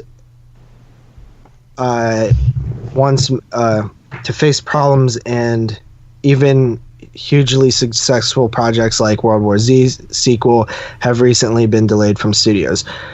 Dropping rates from the once massive hit The Walking Dead, and also making it easier for us to convince financiers. Also is not making it easier for us to convince financiers. As we have previously noted, we're now working on a new strategy to shoot the majority of the film in Puerto Rico, where you could benefit from the appealing tax, where we could benefit from the appealing tax incentive in exotic location. That ain't gonna happen now. One of the main difficulties we have to face, like almost all film and genre projects, is there are in fact only two options to make a horror film these days. One, do it with a budget between $300 and $500K, with plenty of limitations and without theatrical release or with a limited release or as a TV film. Two, get a budget between $2 and $10 million. You have to have bankable A-list stars attached, such as Bruce Willis, Nick Cage, John Travolta, or Keanu Reeves. Or three, make a $20,000 amateur film with some friends and with your parents' credit card and shoot in the backyard or basement of your house. It has become nearly impossible for filmmakers to get a budget between these two options from financiers and sales because the collapsed DVD market, movie piracy, and weak sales. Are you believing some of this? Like, I mean, I know that it's down, but I've actually heard some reports saying that the DVD market is actually booming right now. Again. Unfortunately, there's also the frustrating catch-22 situation for all filmmakers in order to get a big budget and a green light for production companies, distributors, and financiers wants to see A-list stars attached. But to get such a star on board, you need to have a big budget in place and major funding for the pay and play deal. Over the last few months, our experienced casting director has been doing her best, diligently working and talking, renegotiating with several agents. Our current shortlist includes names like Ron Perlman, Pierce Bronson. No. What? I'm just going to say no, who all these people are not going to do it. Neve Campbell, Alicia Silverstone, Sherri Alicia Silverstone? Where the fuck has she been since the 90s? Rosario Dawson. Definitely no. Kurt Russell, Rosario Dawson, Sam Neill, Thomas Jane, as well as cult favorites like Alex Cooper. Yeah, none of those people are going to do that. Alex Cooper might. We're already in discussions with some of them and learned that the financiers have a different view on what we fans think at Activate. I'm going to skip ahead a little bit because it's kind of long. Another obstacle that suddenly arose, which is currently trying to figure out that could affect our plans, is the current financial situation in Puerto Rico, which Jeremy alluded to. I wasn't talking about that. Oh. There's that, but it also got fucked up. So nobody's going to be shooting a movie there anyway because of the fucking hurricane. Our partners had some meetings with potential financiers, investors, and distributors in Cannes, and everyone seemed to have lots of commercial potential in this remake, believe in our concept. We're also now in talks with a producer who has produced, sold, and distributed more than 100 films and is very interested in Nightmare City and our projects. I just spoke with him, and he just completed a $37 million film with Keanu Reeves. Wonder what the hell that was. Okay, upon speaking with they could at least mentioned what it was. After Cannes, we basically now have three options on how to proceed. Produce our film with a low budget around $500K, which is pretty good because, I mean, if you got $100K from them, then that means you raise another $400K by yourself, and make it a directed DVD release for TV or film. First of all, do these people actually think that this has potential to be in the theaters? Like, I really don't. No. Yeah. Why not? I thought it should have been the goddamn plan from the beginning. Because there's no name recognition with this film. Like, the only people that are going to see this is horror fans. So why not cater to them instead of trying to appeal to a mass mainstream which has no interest? You know what I mean? Like, no mainstream person is going to know what Nightmare City is. Well, so if you don't have a name recognition, then you're just making another zombie film. Dude, there was lots of people that had no idea that the It movie was a remake either, and they still went and seen it. That movie was so hyped so many people knew it was an adaptation. I literally fucking heard people say that standing in line. Very, very, very I'm just fucking saying. Everybody knows that it. Who gives a shit? I'm saying it has name recognition, though, dude. If they didn't know, it have name recognition. It doesn't even have to be played off as a remake. Just mark it as Nightmare City, another fucking zombie film like World War Z. Zombies are dead. World War Z had name recognition. Oh yeah, because The Walking Dead does really shitty right now, Jeremy. Yeah, it actually is. It's doing really bad. So shut up. But no, that's not what I'm saying. Oh, listen, Mr. Fucking you're missing the point. You're missing the point. No, I'm not saying that a film can't be successful in the theater. I mean, that goes without saying. Like, there's tons of films that are successful in the theater, right? I'm saying that you're banking on the fact that this film is a remake, or otherwise, why wouldn't you just be trying to make a zombie film, right? It makes no sense. So you are taking into account that you have a name. That's the way you see it, though. I mean, if you just put the film out as Nightmare City, directed by Tom Savini, what does it matter? It doesn't have to be marketed. I don't see it as being marketed as a remake.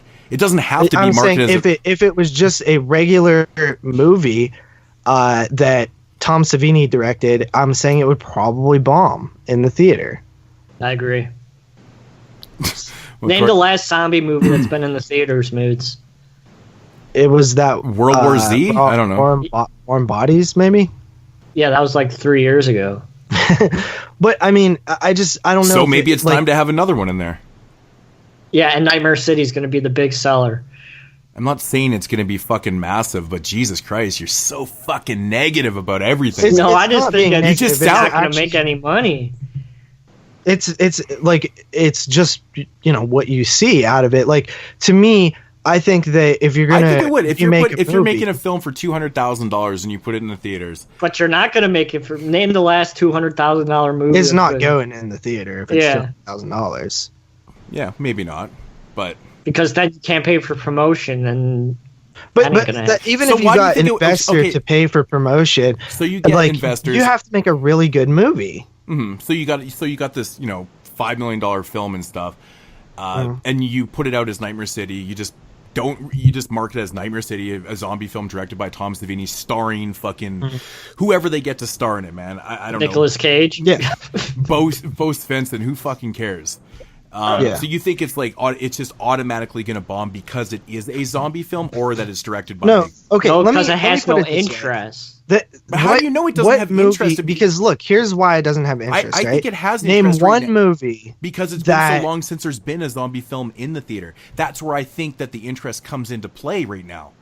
Because it's been a long enough period. It very well could be a little bit interest, but I'm asking you a question though. Yes. What movie right now in the theater, or the last 2 years, has been successful and also has not had a major studio pushing it with a budget? What film? Yeah. Dun, dun, dun, dun, dun, dun, dun. Well, I mean, to be honest, dude, you know me. I don't really pay attention to numbers anyway, so I honestly can't answer that from an educated side. Like, I really don't pay attention to numbers. I haven't really paid attention to numbers until we started doing Box Office Brawl. I really don't care about the numbers. What's the question? So I actually don't know what movies have done well or did bad and not. I mean, I've mentioned this many times on the show before. I brought up a film and you've been like, no, that thing totally did shitty, and I'm like, oh really? I thought it did well. See, I don't really know, so I can't take an educated guess here. I'm sorry, but so everything did. I'm taking an educated guess and saying that Nightmare City, like, you have to find a way to market it, right? Like, there has to be an angle, and unless you just have a massive amounts of money and you push it on people, because let's face it, bad movies do good all the time because they have good marketing. Exactly. Yeah, I get that. I get that completely. But I'm just saying.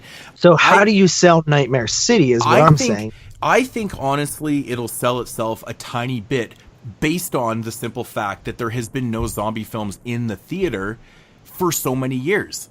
Like, I can't even think of, like, is it World War Z, or is it Warm Bodies, or whatever the fuck it was?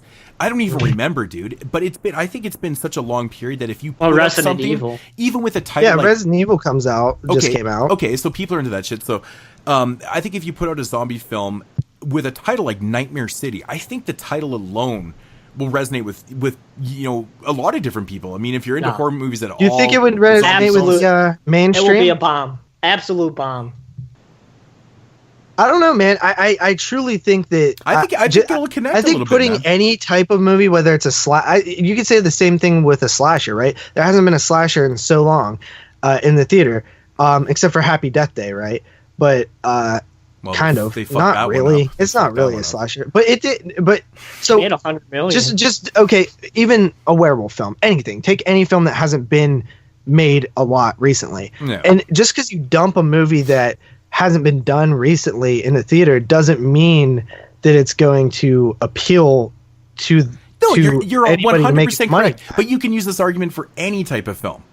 It's just that's what I just. I mean, honest to God, a lot of movies sometimes the success of them is by timing. It's kind of a fluke. Mm-hmm. You can't really predict how things are going to happen. I just think that the way I look at it is that there's been such a huge gap since the last one. You would want it to be successful? Because I think of course I would want Tom Savini to have a successful film, but I'm also looking at this from my fucking strange little alternate universe I live in Realm 3.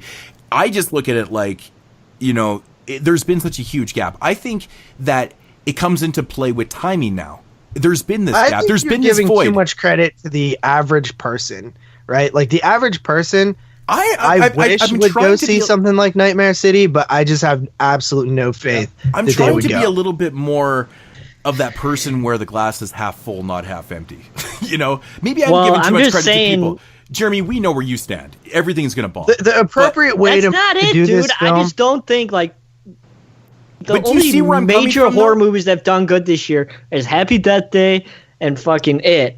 That's it. Everything and I think those are timing. Everything else has performed way under what we've predicted on Box Office Brawl. So I think this movie, which is clearly going to have no money to market or anything like that, it's going to have no. It would big end up making like $2 million.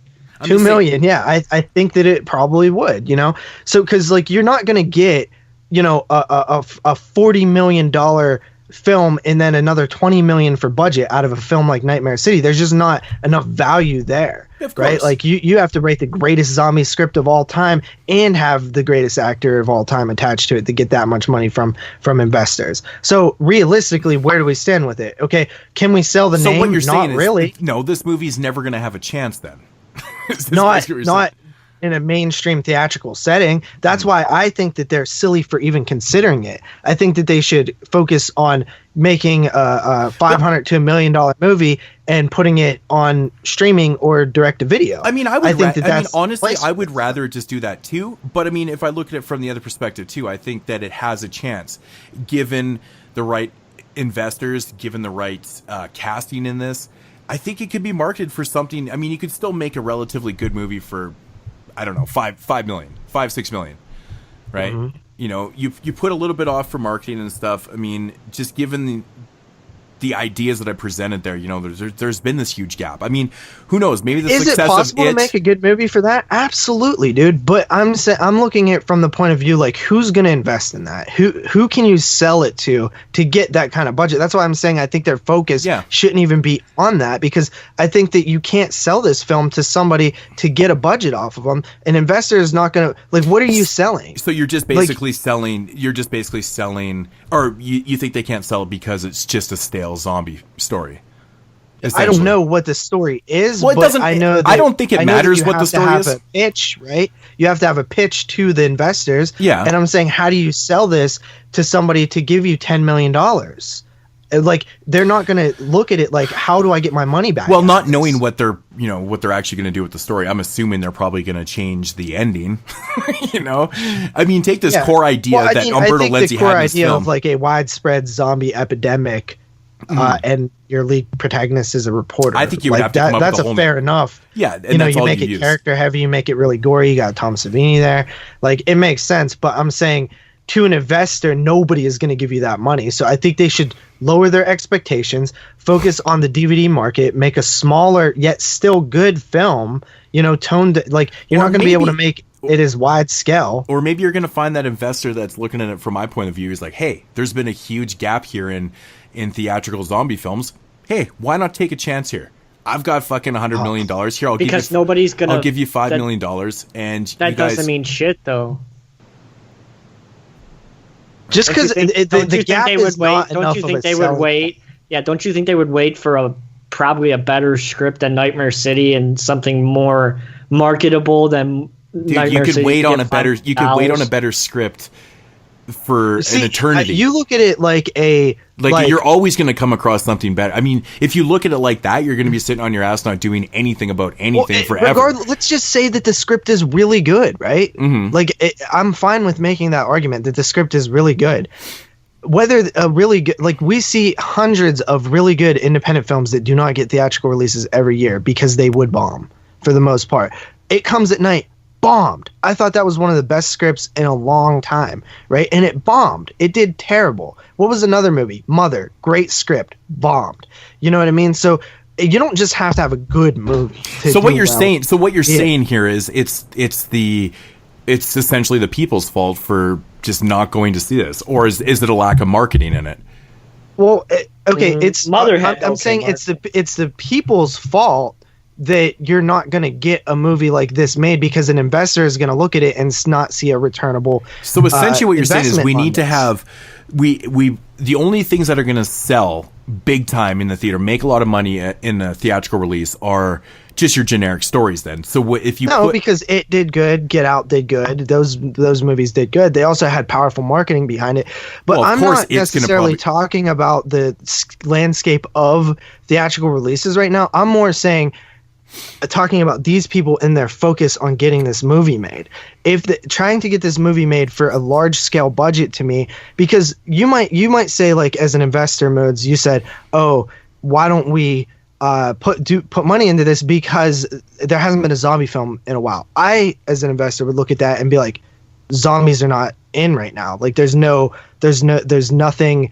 That is not a good thing. Me and you were both investors, and Tom Savini comes to you and you say, "No, I'm going to pass on this because I think zombies." I would say no. Okay, I know what you're going to say. I'm going to pass for $5 million for sure. I would look at it and go, "Hey, this is my reasoning for putting the time and effort and the money into this because, hey, there's a void that needs to be filled. Why not attempt it with this? I mean, investors do it all the fucking time. $3 million poorer."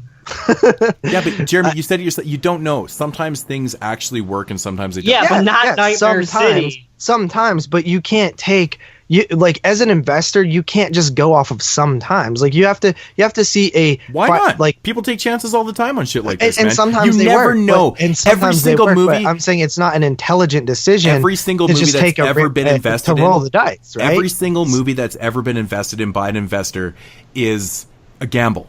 No matter how you look at it, every single movie ever put out is a gamble. You don't know if it's going to. Of course it is. You have no idea. But I'm saying this is no different. You also have to use intelligent decisions because it is a gamble. I thought it through. As much information as you can about something. Yeah, and I thought it through, and I was like, hey, there's a void here. Maybe we can kind of exploit that and do something with it. I mean, yeah, okay. So that's a fair argument, I guess. I just don't see a lot of. Okay, you don't have to agree with me. You're the investor that's not going to take the chance. I'm the investor that's going to take the chance. I don't really care what investor I am or not. I'm saying to get the movie made. That's what I'm really talking about here.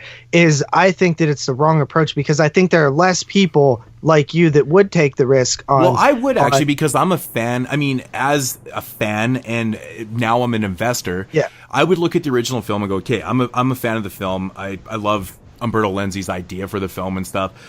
Whatever. I mean, financially, yeah, it might. There's not a ton of you out there, right? There's not a ton of investors who are also fans of the sorts of material out there. But I wish there were because we'd have a lot more movies made, right? But I'm not necessarily talking about whether you would or wouldn't invest in it. I'm saying whether the actual real world landscape that we live in would or would not invest in it.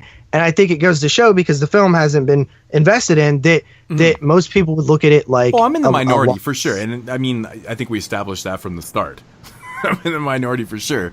But I'm just looking at it from a different perspective of just, okay, no, this is just not another generic film. I'm going to pass on it just because it's a zombie film.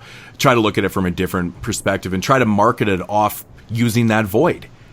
You know, that's your marketing tool right there. You use that void. Okay, guys, I mean, we understand zombies were watered down for years and years and years. There was films coming out all the time, straight to DVD, Blu-ray, theatrical, blah, blah, blah. Now there's been a void. Hey, when's the right time to bring it back? Is it right now? Is it 3 or 5? Is it 7 years or never? I mean, typically it's when something big happens, like Walking Dead, right? Like then you get a huge influx of zombie films. So yeah, it's It just depends. But so they said, should we produce it with a low budget, $500,000, and make it direct to video? Keep working with A-list actors to try to get a bigger budget theatrical release, and making this film without any creative restrictions, similar to how the remake of Dawn of the Dead, The Crazies, and Evil Dead did theirs. Now, what do those three films have in common? They seem to have, probably minus The Crazies, they probably had a bigger name recognition. Like Dawn of the Dead and Evil Dead will sell themselves based on name alone. But see, The Crazies is a great example. I think that's a great contrast, though, because The Crazies was, very similar to the same type of status as like A Nightmare City. Like, it's more of a cult film. It's not it's not very well known outside of this realm that we reside in. And how much money did it lose? I don't know, Jeremy. I don't know. You know the fucking answer to that because I don't follow the fucking numbers. So stop asking rhetorical questions. Stop asking rhetorical questions, man. I'm not going to fucking answer that. I don't know. Did it do well? Look up the numbers. Lose, Jeremy? I'm just saying my point is that they attempted it. They actually remade a film. That doesn't. The budget was $20 million and it made $39 million. So it made money. It made money. Yeah, because it made 54 total. Okay, so after marketing and everything, I bet you it made $4 million. I disagree. I don't think so. I think that they put $20 million into marketing for The Crazies? Yeah. For The Crazies? You're fucking crazy. I think it made money. But here's the thing also that you're not realizing. This was at a time where zombies were hot again, right? And infected films. Okay, yeah, exactly. And that's good. That's good. Yeah. And I mean there's different ways and to remakes were hot. There's a different remakes are not hot right now. Well, yeah, they are. Are they? Come on. Biggest selling horror film of all time? I mean, it's essentially... No, it was an adaptation. It's a readaptation. Come on, but seriously, man, it's a readaptation / it's another movie. But that doesn't mean remakes are hot. That just means there happened to be a remake or readaptation that did well. I respectfully disagree. There's not a ton of them right now. No. I said, what else came out? What other one? At least one was huge. Happened to be the top-selling horror film of all time. Huge does not mean hot, though, right? Hot means there's an influx of them. Everybody's doing Maybe that's the start. It's got to start somewhere. And it could be a recycle. I mean, I'll tell you what is hot: Stephen King adaptations. Exactly. Right. But okay, so basically, yeah. I think The Crazies came out at a good time where remakes were very popular, and the zombie genre wasn't, in the state that it is right now.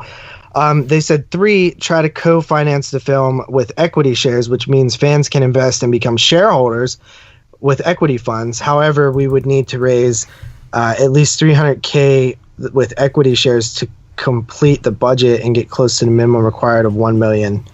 That's kind of an interesting idea. There, you actually get a chance to invest. Right? Yeah, I mean... Yeah, Moods, come on, take your chance. So lose all your money. You're Mr. Funny. You're Mr. Fucking Moneybags over there. Cheap ass motherfucker. So that was the update from. No, I just know not to waste my money on something that's not going to make anything. Yeah, but you're also never going to fucking attempt to make money either. So don't give me that bullshit. And you never will. Right? You said to keep. You're saying if we were investors, Jeremy wouldn't invest in anything? Probably, I'd agree with that. Yeah, that's my point.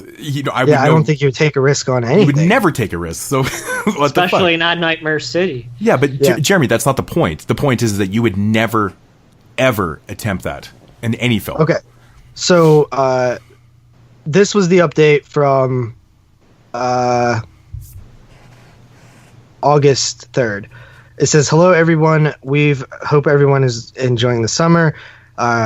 Firstly, thank you very much for many positive and motivating messages, emails, input, ideas, interests in other projects we've received since the last update. Your feedback has confirmed our thoughts on how we should still go with option 2 and continue aiming for a bigger budget to make Nightmare City the best possible film we can.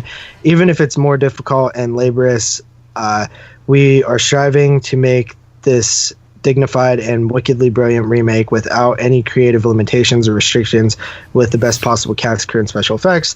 We have spent these last few weeks working on our projects, creating and fine-tuning budgets and schedules, planning for different shooting locations, budget variations, and possibilities. We've been busy negotiating and discussing with potential partners, agents, managers, interested investors, and sales guys. We're also in touch with some A-list agents and managers, stars who have received the script and have been bringing it over the summer. We're in talks with popular actors from hit series such as Game of Thrones, The Walking Dead, Breaking Bad, as well as some great well-known bankable stars from successful blockbusters and movie franchises. We can't reveal specific names of actors and actresses at the time, which we have been approached so far because of ongoing negotiations and non-disclosure agreements.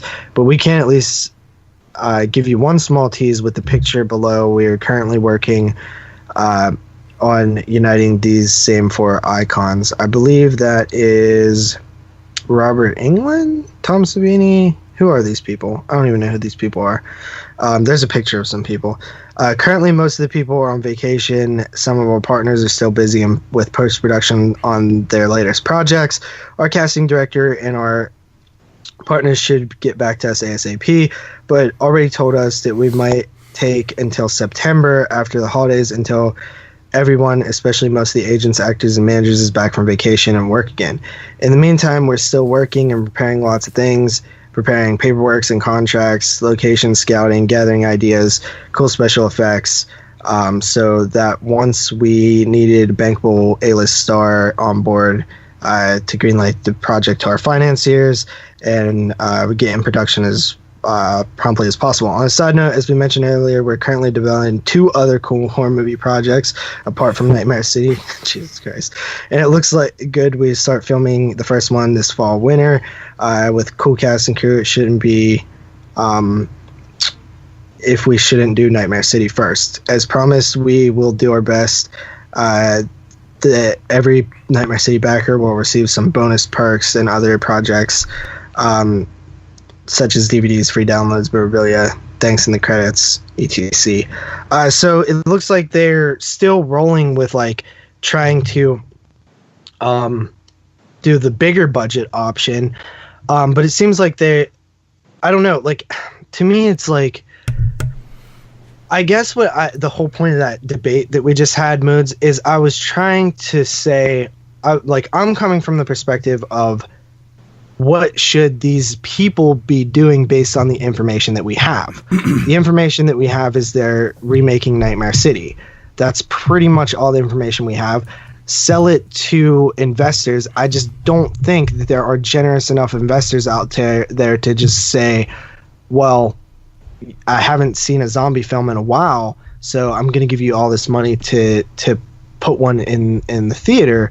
As good as that would be if it was the case, it would be awesome, but I'm saying from a realistic approach, I think that it's a bad idea to keep shooting for this goal that you're going to hopefully find somebody.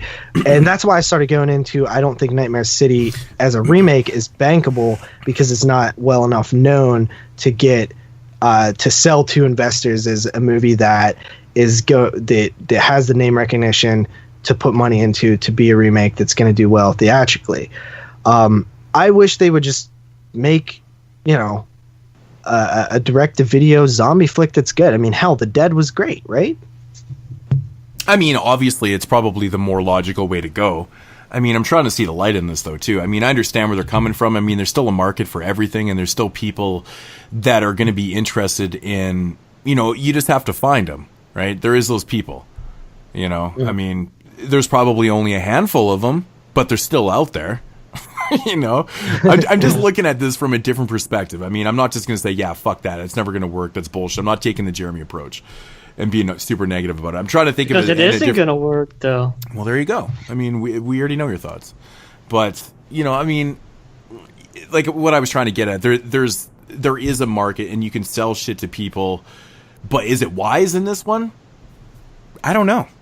I don't fucking know, dude. I never thought in a million years that it would do as well as it did. Or Happy Death Day. I don't think anybody thought that it would. That's the thing that, I mean, if you use that logic, I'm like, Happy Death Day, I can't even believe it made $100 million. Like, I honestly can't believe it. Like, I just can't. I would have never even. Ugh. I did because I had good promotion and I had Blumhouse. It did have great promotion. I thought so. But, you know, at the end of the day, the movie still has to be good. You know, it's for word of mouth. Not true, right? That's not I true. didn't think it was good. Yeah. Right? That is true. I did. Unfortunately, I did give him my $8. But, yeah, man, you just never know with these things. $8? That's fucking cheap in Canada. You really, really fucking don't. I think it'd be more. No, I think it was $9. I think it's $9. $8.75 or something like that. But the point is, I wanted all my money back after. So there is our update on Nightmare City. It sounds like it's going to get made eventually, maybe. I don't know. It sounds like they at least are doing stuff on like Sandman, which there's like no fucking updates ever. Well, I mean, the thing is, what it comes down to, I mean, how long are they going to try and shop this thing around to investors? Forever. I mean, it's already been in the works for... Umberto Lenzi already died. Well, yeah, I mean, you know, you can put it like that. It's kind of morbid, but... but, like, I mean, it's been a couple years. You know, we're going on, like, 3 years since this thing has been, you know, funded, and now they want more money and things like that. I mean, how much longer...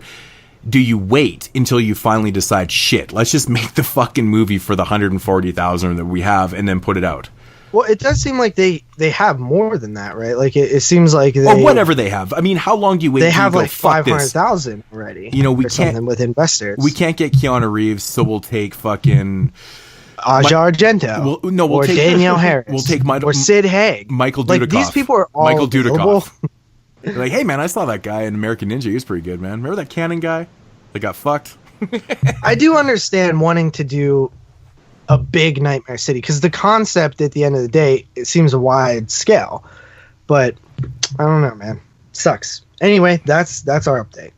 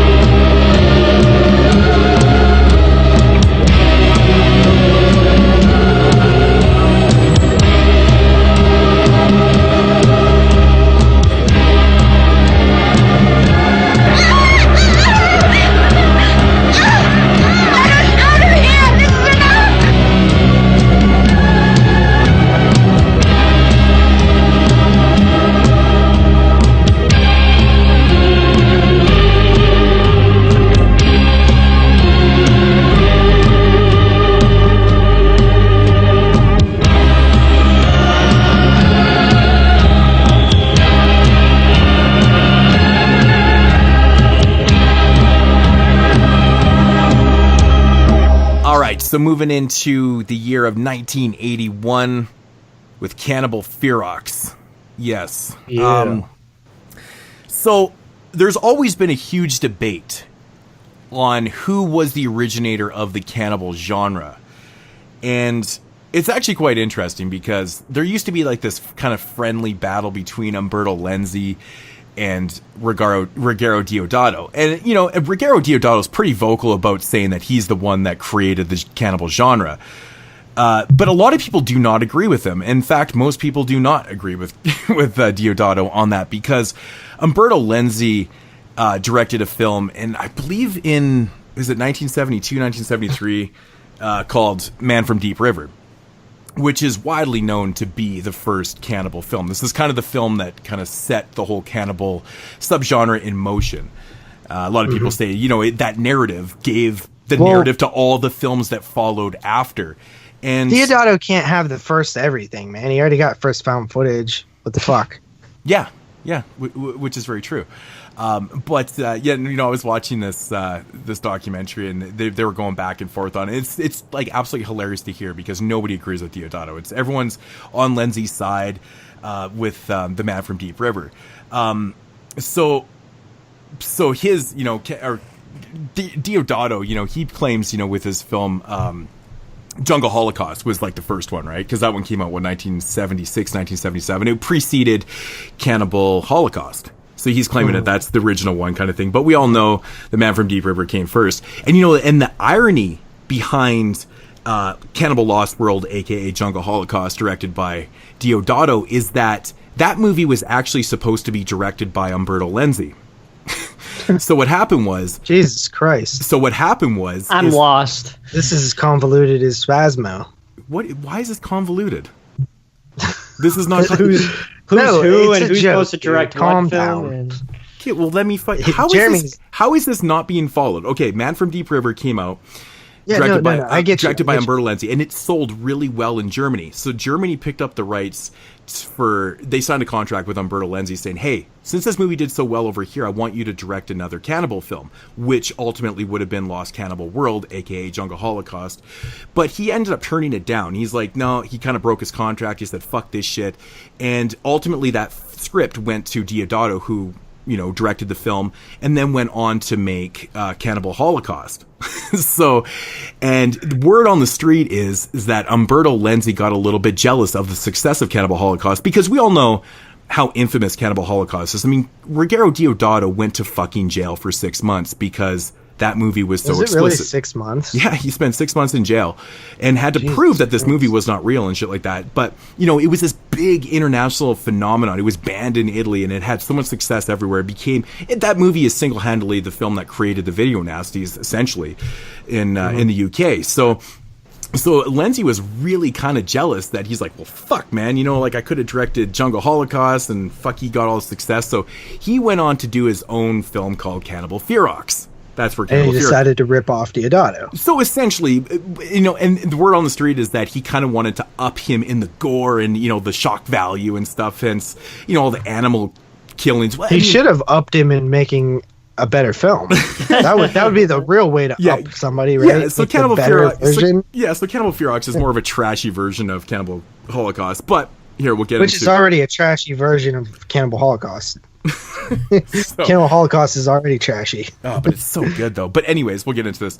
3 friends out to disprove cannibalism meet two men on the run who are tortured. Just say that out loud, right? Okay, 3 friends out to disprove cannibalism, which is actually not even sound because a lot of these films have that, cannibalism is a myth. Is it really that hard to believe that somebody at some point has eaten another person? Yeah. Well, it happened with those soccer players who got in that fucking plane crash. They were alive. But that's survival. That's different, though. That's different. We're talking about primitive. We're talking about primitive cultures and stuff. But this synopsis is actually wrong. 3 friends out to disprove cannibalism. It's actually only 1 girl. The other 2 are just along with her. But anyways, meet 2 men on the run who tortured and enslaved a cannibal tribe to find emeralds, and now the tribe is out for revenge. So yeah, man. So we have 1 girl that's her thing. She's in the Amazon here trying to write her dissertation on disproving that there is actually cannibalism, and they come across Giovanni. Boy, was she wrong. Giovanni Lamberto Radis, who we all know from so many damn Italian films, because this motherfucker shows up in tons and tons of films, and he always gets massacred in every one of them. He's in Cannibal Apocalypse. He's in City of the Living Dead. He's in House by the Edge of the Park. Of course, Cannibal Ferox. He is also in Stage Fright. He is also in Phantom of Death, directed by Deodato. He's in The Church. He's in The Church. He's in The Devil's Daughter, also known as The Sect, directed by Michele Soave. And he's in Body Puzzle, directed by Lamberto Bavo.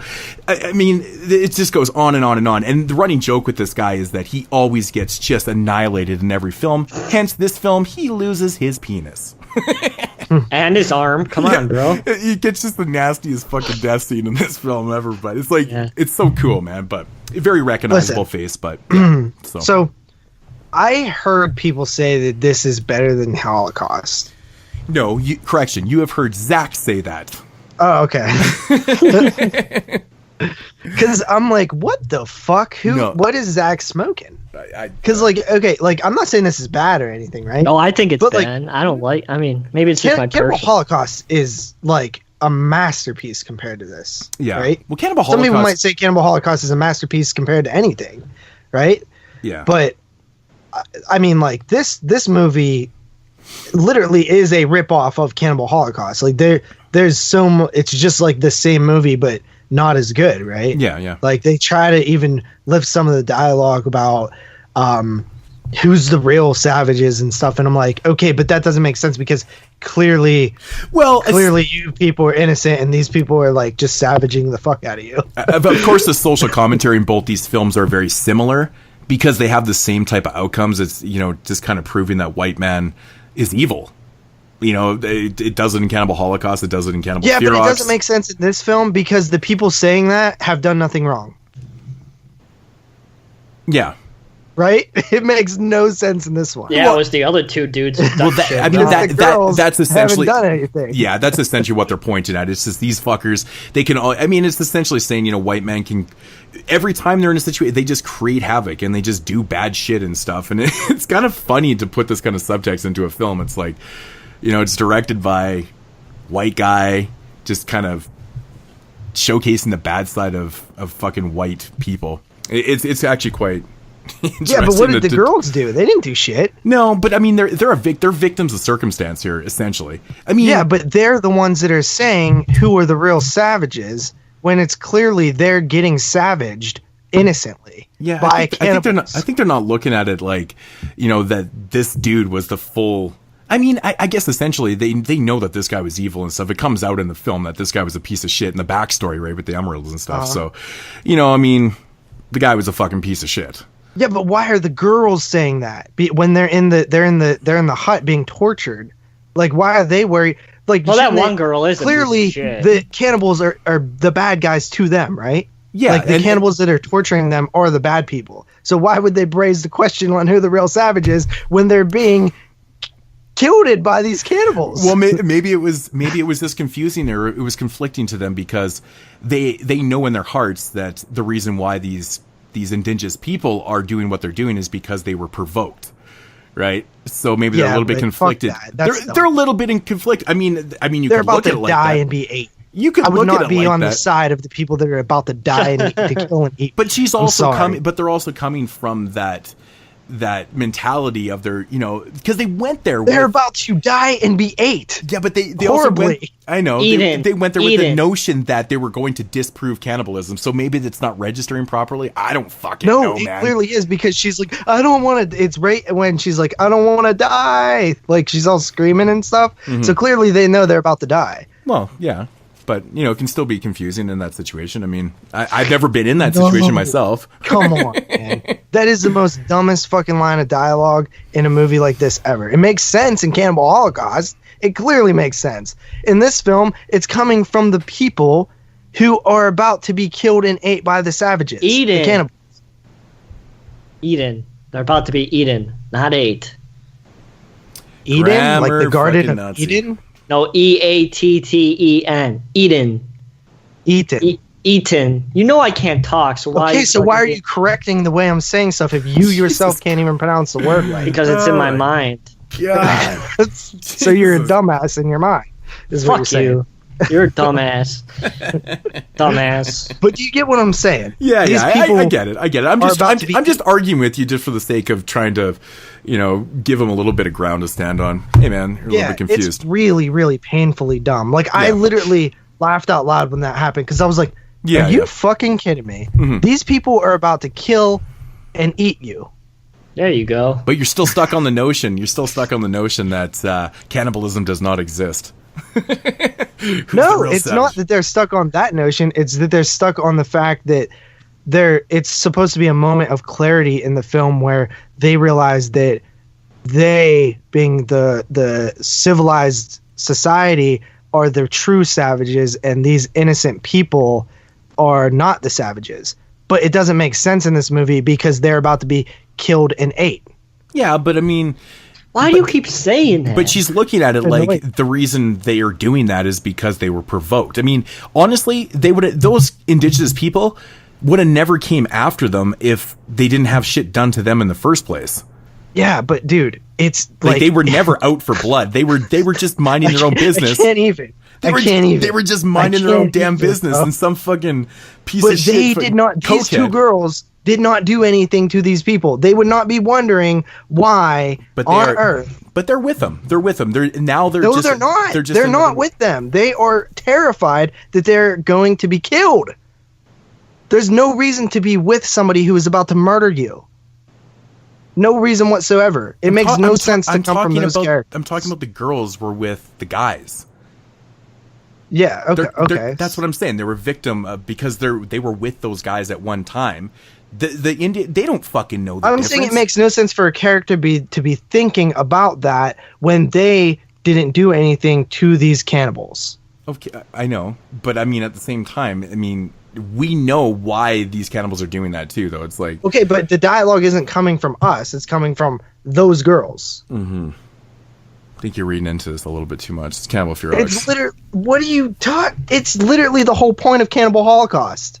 Of Cannibal Holocaust or Ferox? Yeah, Cannibal Holocaust. That line, you know, at the end of the movie, you know, maybe it's not, you know, them who are the real savages or whatever. They try to do that in this movie, but it makes no sense because it's coming from a third party in the Cannibal Holocaust, but it's coming from the people in the first party who are being victimized in this film. It would make no sense for those characters, the ones who are victims, to wonder if they are not the real victims and it's really the cannibals who are the real victims. It makes zero sense in this movie.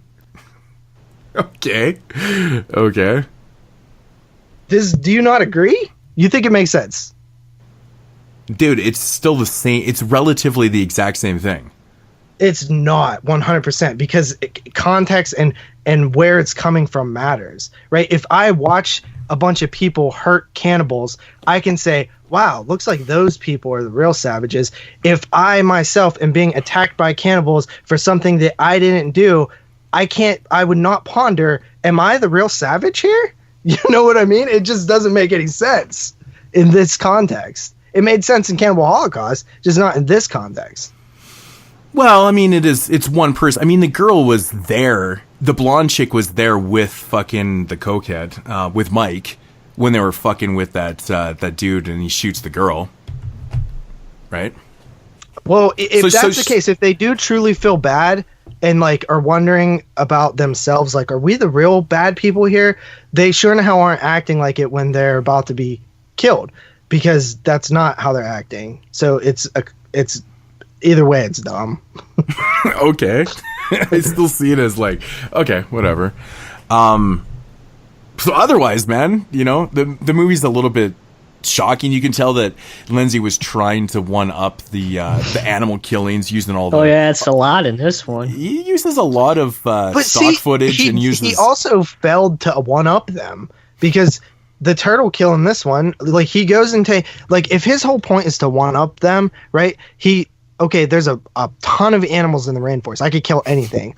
Okay, I'm going to kill the exact same animal that they killed in Cannibal Holocaust, but I'm going to make it not as graphic. Let me ask you guys something. How did you guys watch this movie, by the way? On the Grindhouse releasing version. Oh, so the Blu-ray? So the Blu-ray? Yeah. Okay, so yeah. You watched it with the extra scene, like the pig killing in there too? Where the dialogues that is subtitle. I find that to be one of the most vicious fucking things I've ever seen on screen. I mean, that's just blatant, dude. Like he's stabbing the shit. That one is awful. That is just the worst one. Brutal fucking kill, dude. Like because it doesn't die immediately. Well, that one is because that was. Does yours have a pig kill, Jeremy? No. Yeah, okay. I don't think so. But that scene is brutal because that was actually on the set. They really did kill that pig. A lot of the other stuff, like it's stock footage. The python. The python with that little what kind of animal monkey. Is that thing? No, not the No, it's like I thought it was like a mongoose or something. It looks thing like, with the long snout. Yeah. Or is it an anteater? I don't know. I don't know what those things are. Yeah, I think the scene, because they have one in the film. I don't think that's the one that they actually kill. I think they use stock footage of one. They actually tie it to a thing and they incorporate it into the film or whatever. But the monkey one is nasty. Yeah, it's pretty nasty. But nothing beats that pig kill though. That actually kind of makes you go fuck. Man. Pigs are sad because I don't know if you've ever seen a pig be killed, but it's like they know. Well, do. I know you've seen it because they're smart. There's a smartest animal. They say pigs can actually. If you are in real life, if you see a pig in real life get killed, dude. Like I swear to fucking God, they know it's about to happen. It's fucking terrible. They do. They're second smartest animals. So. Yeah, pigs can actually feel. They have this weird kind of thing. They just know death. It's really fucked up, man. It's really weird. But yeah, that one's just that one's an awful kill. It's really, really tough to watch, and it's just like it's so blatantly out of place in the film too. Like they're all of a sudden just in a hole, and then he's like stabbing the fucking shit out of this pig, and it's like, holy fuck, dude! Like that's pure shock value. Yeah, like why? Yeah, I know. It doesn't actually even. It does nothing for the film whatsoever. It just doesn't. Why did he kill it? Because it was apparently attacking them, but it was like a baby pig. But it was a baby pig. I know that's the thing I'd never understood about it. If it was like a full size boar, they kill a pig in Holocaust too, but they shoot it. Yeah, and this is like a little piglet. It's no way that you're in danger from a piglet. I mean, full size boars and shit, like they will fucking kill people. They actually do. In fact, they kill more people than sharks every year. So. That's just kind of I hate that part in the film, and every time I watch this version I always put it on the extra scenes. That fucking scene in there because I always have to watch the longest cut, you know. The other scene is with the piranha. Yeah, I don't know why he says something. It's a line of dialogue. Yeah, I'm not sure why they cut that out of the film. That's a weird one. It's not even that bad. Yeah, but it's pretty cool though to see piranhas, like, you know. That was not shot very well. Honestly, no. I mean, that's they don't look like they're attacking at all. It's some type of stock footage that they used. I don't know what the fuck. And also the guy, like the guy with the one, like when he pulls his leg out and it's like this little fish like attached to him, like that doesn't look good either. No, it doesn't. He's like, "Aren't you gonna help me?" It's like, bro, I don't know. I don't think they're. I don't know you. Yeah. But yeah, I don't know, man. I thought this one, I was actually very disappointed in it overall. I thought it very much. I just don't like cannibal films, you know. The one thing I do like about this film that always keeps me coming back to, man, is the fucking soundtrack. I love the music in this film. It's fantastic. Yeah. Memorable. If you directly compare this one to Cannibal Holocaust, it is worse on every level except for it killed a pig more hardcore. Yeah, but definitely. Cannibal Holocaust killed a turtle way more hardcore than this one did. Yeah, this one's it's still tough to watch. So when they chop the head off, the legs are like all squirming and shit. You're like, oh goddamn. Both turtle kills get me. Like I think out of all the, you know, animal deaths in both films, I think that the worst one is that pig, and then the second worst is both turtles. Mm-hmm.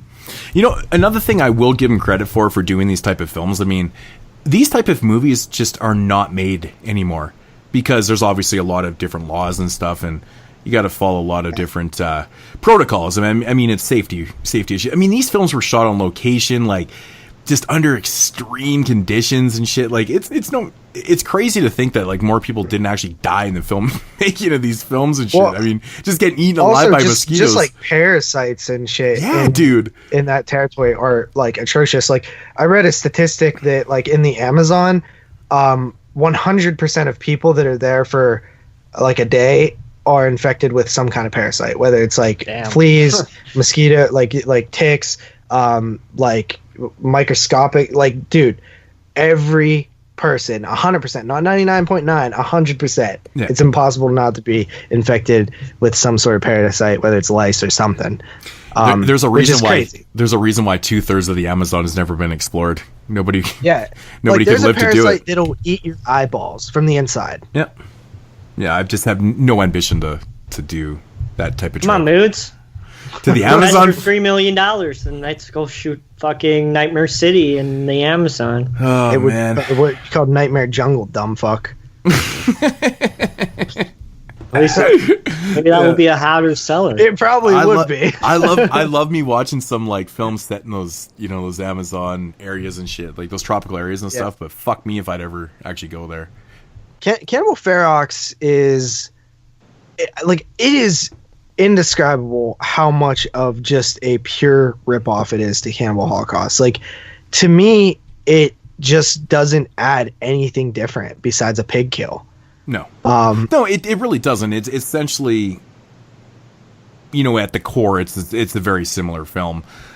Just on all levels, it's not as good. I've always said that. I mean, Cannibal Ferox is entertaining to myself, but compared to Holocaust, though, it's just, I mean, that film, still stands the test of time, right? This one is more for entertainment value. I mean, even that is still, it's even a stretch to say. I mean, I don't want to see that pig killed over and over again. Yeah, I won't watch that version again. And honestly, if I watch Holocaust, I'll probably watch the animal-free version, maybe, because I never do. I feel like I only need to see it once. Yeah, I always say I'm going to, and then I never click on it. I always watch the version with the animal killings, and I'm always like, why'd I do that? It's unsettling, man. It really is. It really is. Yeah. So, Jeremy, do you have anything else to add on this one? So what didn't you like about this film, Jeremy? Just everything? You're just not a fan of cannibal films in general? Yeah, I'm just not a fan of cannibal films. I just don't. Are you not a fan of cannibal films, or are you not a fan of the jungle cannibal films? Because I feel like there's a huge difference between a film having to do with cannibalism. That is the jungle. Like, I didn't like this one. I didn't like Green Inferno. Wasn't really a fan. I mean, Cannibal Holocaust is clearly the best one out of all of them, but even that one's like, I just don't find them entertaining to watch or enjoying. I don't really enjoy them. Like the movie Alive. Like, that's a cannibal film.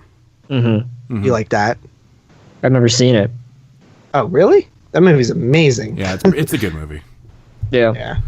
But no, they just don't do anything for me, you know? I mean, I can see that, man, if you're not into that whole indigenous type setting. And, you know, the interesting thing about this film is, it's Cannibal Ferox. And there's I think the first scene of cannibalism in this film comes at the 55-minute mark. That's actually quite compelling. There's not a ton of cannibalism. There actually isn't, man. I mean, the most hardcore cannibalism you get to see is a dude literally eating a penis. And I mean, there's another scene too and stuff, but I mean, that's pretty memorable and shit. And if you want to see another dude literally eating a penis, follow Jeremy on Chatterbait. Chatterbait. Yeah, he's me and Moods do our he's Cub Sunday 22 after baby Cub 22. Our after show on chatterbait.com. Please give us all the tokens. Yeah, Baron Cub 22. Come follow us. Ugh. Oh god, we've devolved. So we just lost. Everyone just shut it off. But yeah, man. I kind of like the hooks in the tits. That's pretty good. And afterwards, you could go on there and watch Married with Cock with JP and Jerry. They do a show too. Married with Cock. Yeah. So, Moods, what would you rate Cannibal Holocaust or Ferox? I don't know, man. I've actually never rated this film before. Really? Yeah, I don't think. Oh, maybe I did. No, this was 81. No, I must have. 81. I reviewed this. You didn't rate back then, did you? No, I did. I can't remember. I have no idea what I rated it, though. But, I mean, to me, Cannibal Holocaust is like a bona fide classic, man. I absolutely love that film. I think it's actually really well executed. I watched it for the first time this year, and I absolutely loved it. Yeah, it's done really, really well. And I think a lot of people tend to forget that movie right there is the first found footage film. And I think that's one thing that's really interesting about it, even to attempt something like that in those days. I mean, it wasn't even attempted. It wasn't really attempted again. I would say probably into the early 90s with Dog Eat Dog, or Man Bites Dog. I mean, did I say Dog Eat Dog? Man Bites Dog, and then of course with Blair Witch. There was one in the 80s, that Ghostwatch one, right? Yeah, that's right there. I guess there was. So I mean, to put it in perspective, it was only really attempted, up until Blair Witch, 2 or 3 times, maybe. Yeah, so. There was an article I read a while ago where it was like 8 films that preceded Blair Witch, or like 10 films that preceded Blair Witch, or something like that. Yeah. So, yeah, this one's it's kind of hard to rate a little bit, to be honest, because it's not really the greatest film. It's actually kind of tough to watch at points too. I mean, fuck, you just hate Mike so much in this film too. He's such a dirtbag, and just love that he's out there trying to get coke, and he's doing coke and shit. He's a piece of shit, man. He's just a straight up piece of shit character, man. But mildly, it's a little bit entertaining. I don't mind watching this movie. I could really do without the goddamn pig kill. But it's just nowhere near. In fact, this is probably, out of all the major Italian cannibal films, jungle cannibal films, this is probably, I don't even know where I'd put it actually to rank them all, but I'm going to come in about a 6 out of 10 on this one. I don't hate this film. I just don't think it's anywhere near Cannibal Holocaust, where I'm super high on Cannibal Holocaust, like really high on. That's crazy. Huh.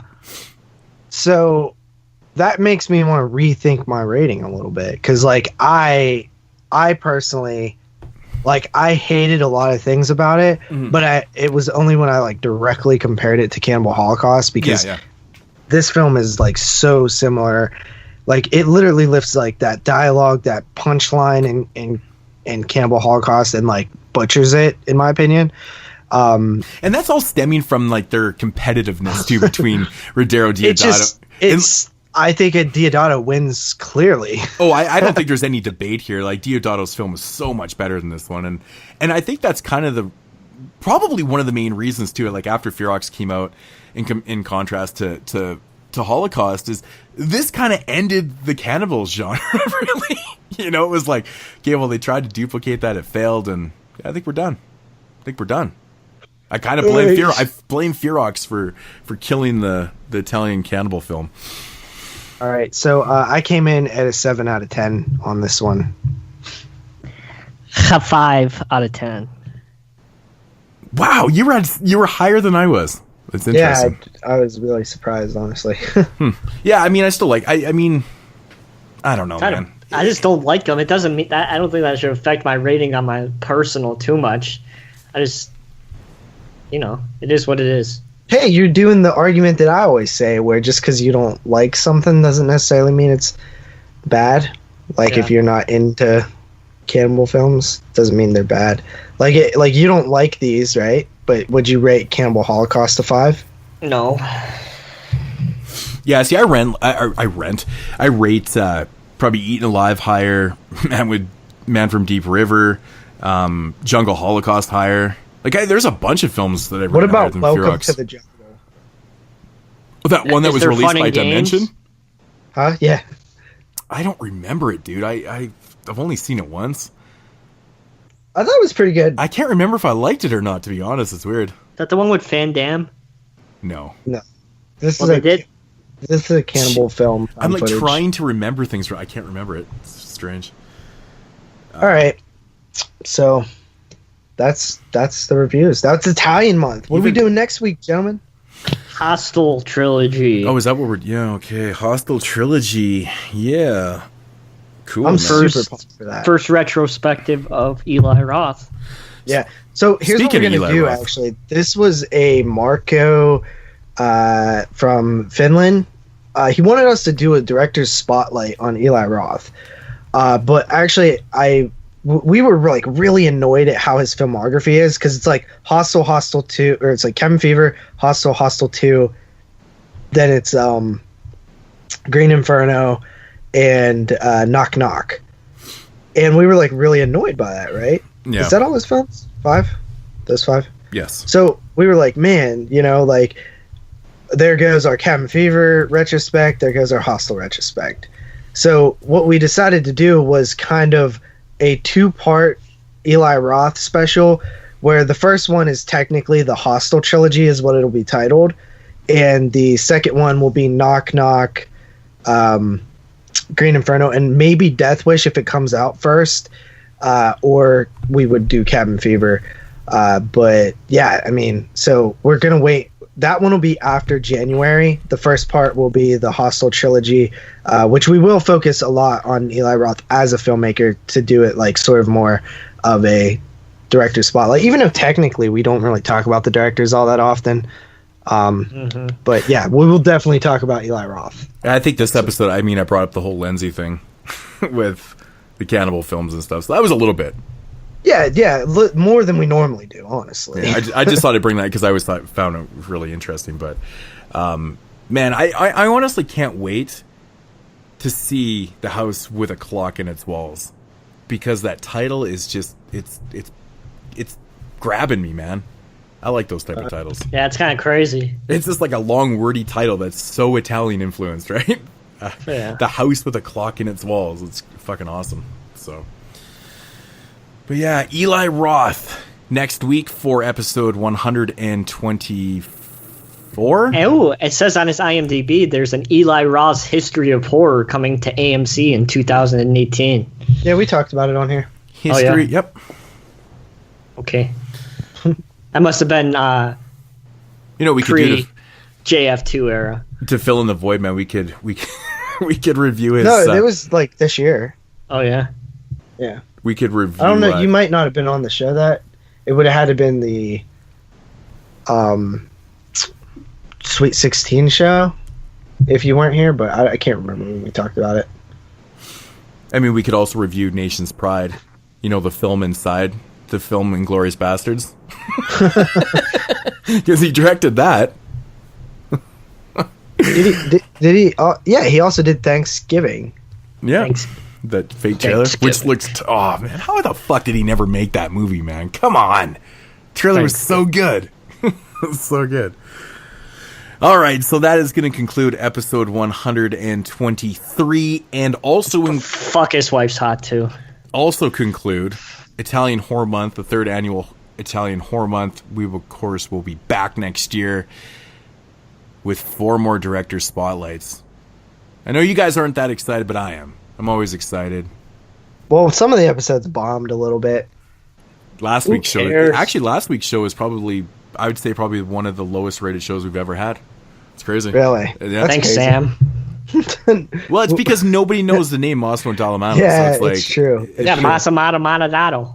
I mean, the Argento one did good. That does make sense. Makes sense. Bianchi actually did, it bombed pretty good too, but it did a little better than I thought. We'll see how this one does, because I think Umberto Lenzi's name's a little more householdish than Dallamano and Bianchi. So they should do less than Argento, but enough to invest $3 million on a title. Why not? Why not? If I had $3 million, why not? But yeah, I mean, we always don't do the shows that are most popular. You guys should know that by now. We try to balance it out with stuff that our hardcore audience likes, because some people really, really love Italian Horror Month and they can't get enough of it and they can't wait for it to happen. Other people are like, I wish Italian Horror Month was Italian Horror Week.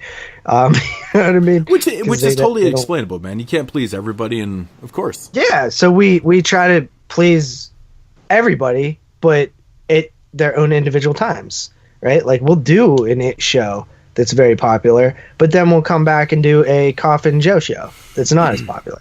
Then we'll do a Texas Chainsaw retrospect, and then we'll do a Ernest show. I'd do that. But yeah, so we kind of just, we do what we want, but we also do what you guys want. It's a fine balance, where other shows just do what they want, and then other shows do what only their listeners want. We try to do a little bit of everything. Fuck you. This is true. What? Fuck me, why? I thought you said you do a little bit of everything. Like you're getting all fucking defensive over nothing. Surprised you didn't call you I was like, why? I thought that was pretty, profound.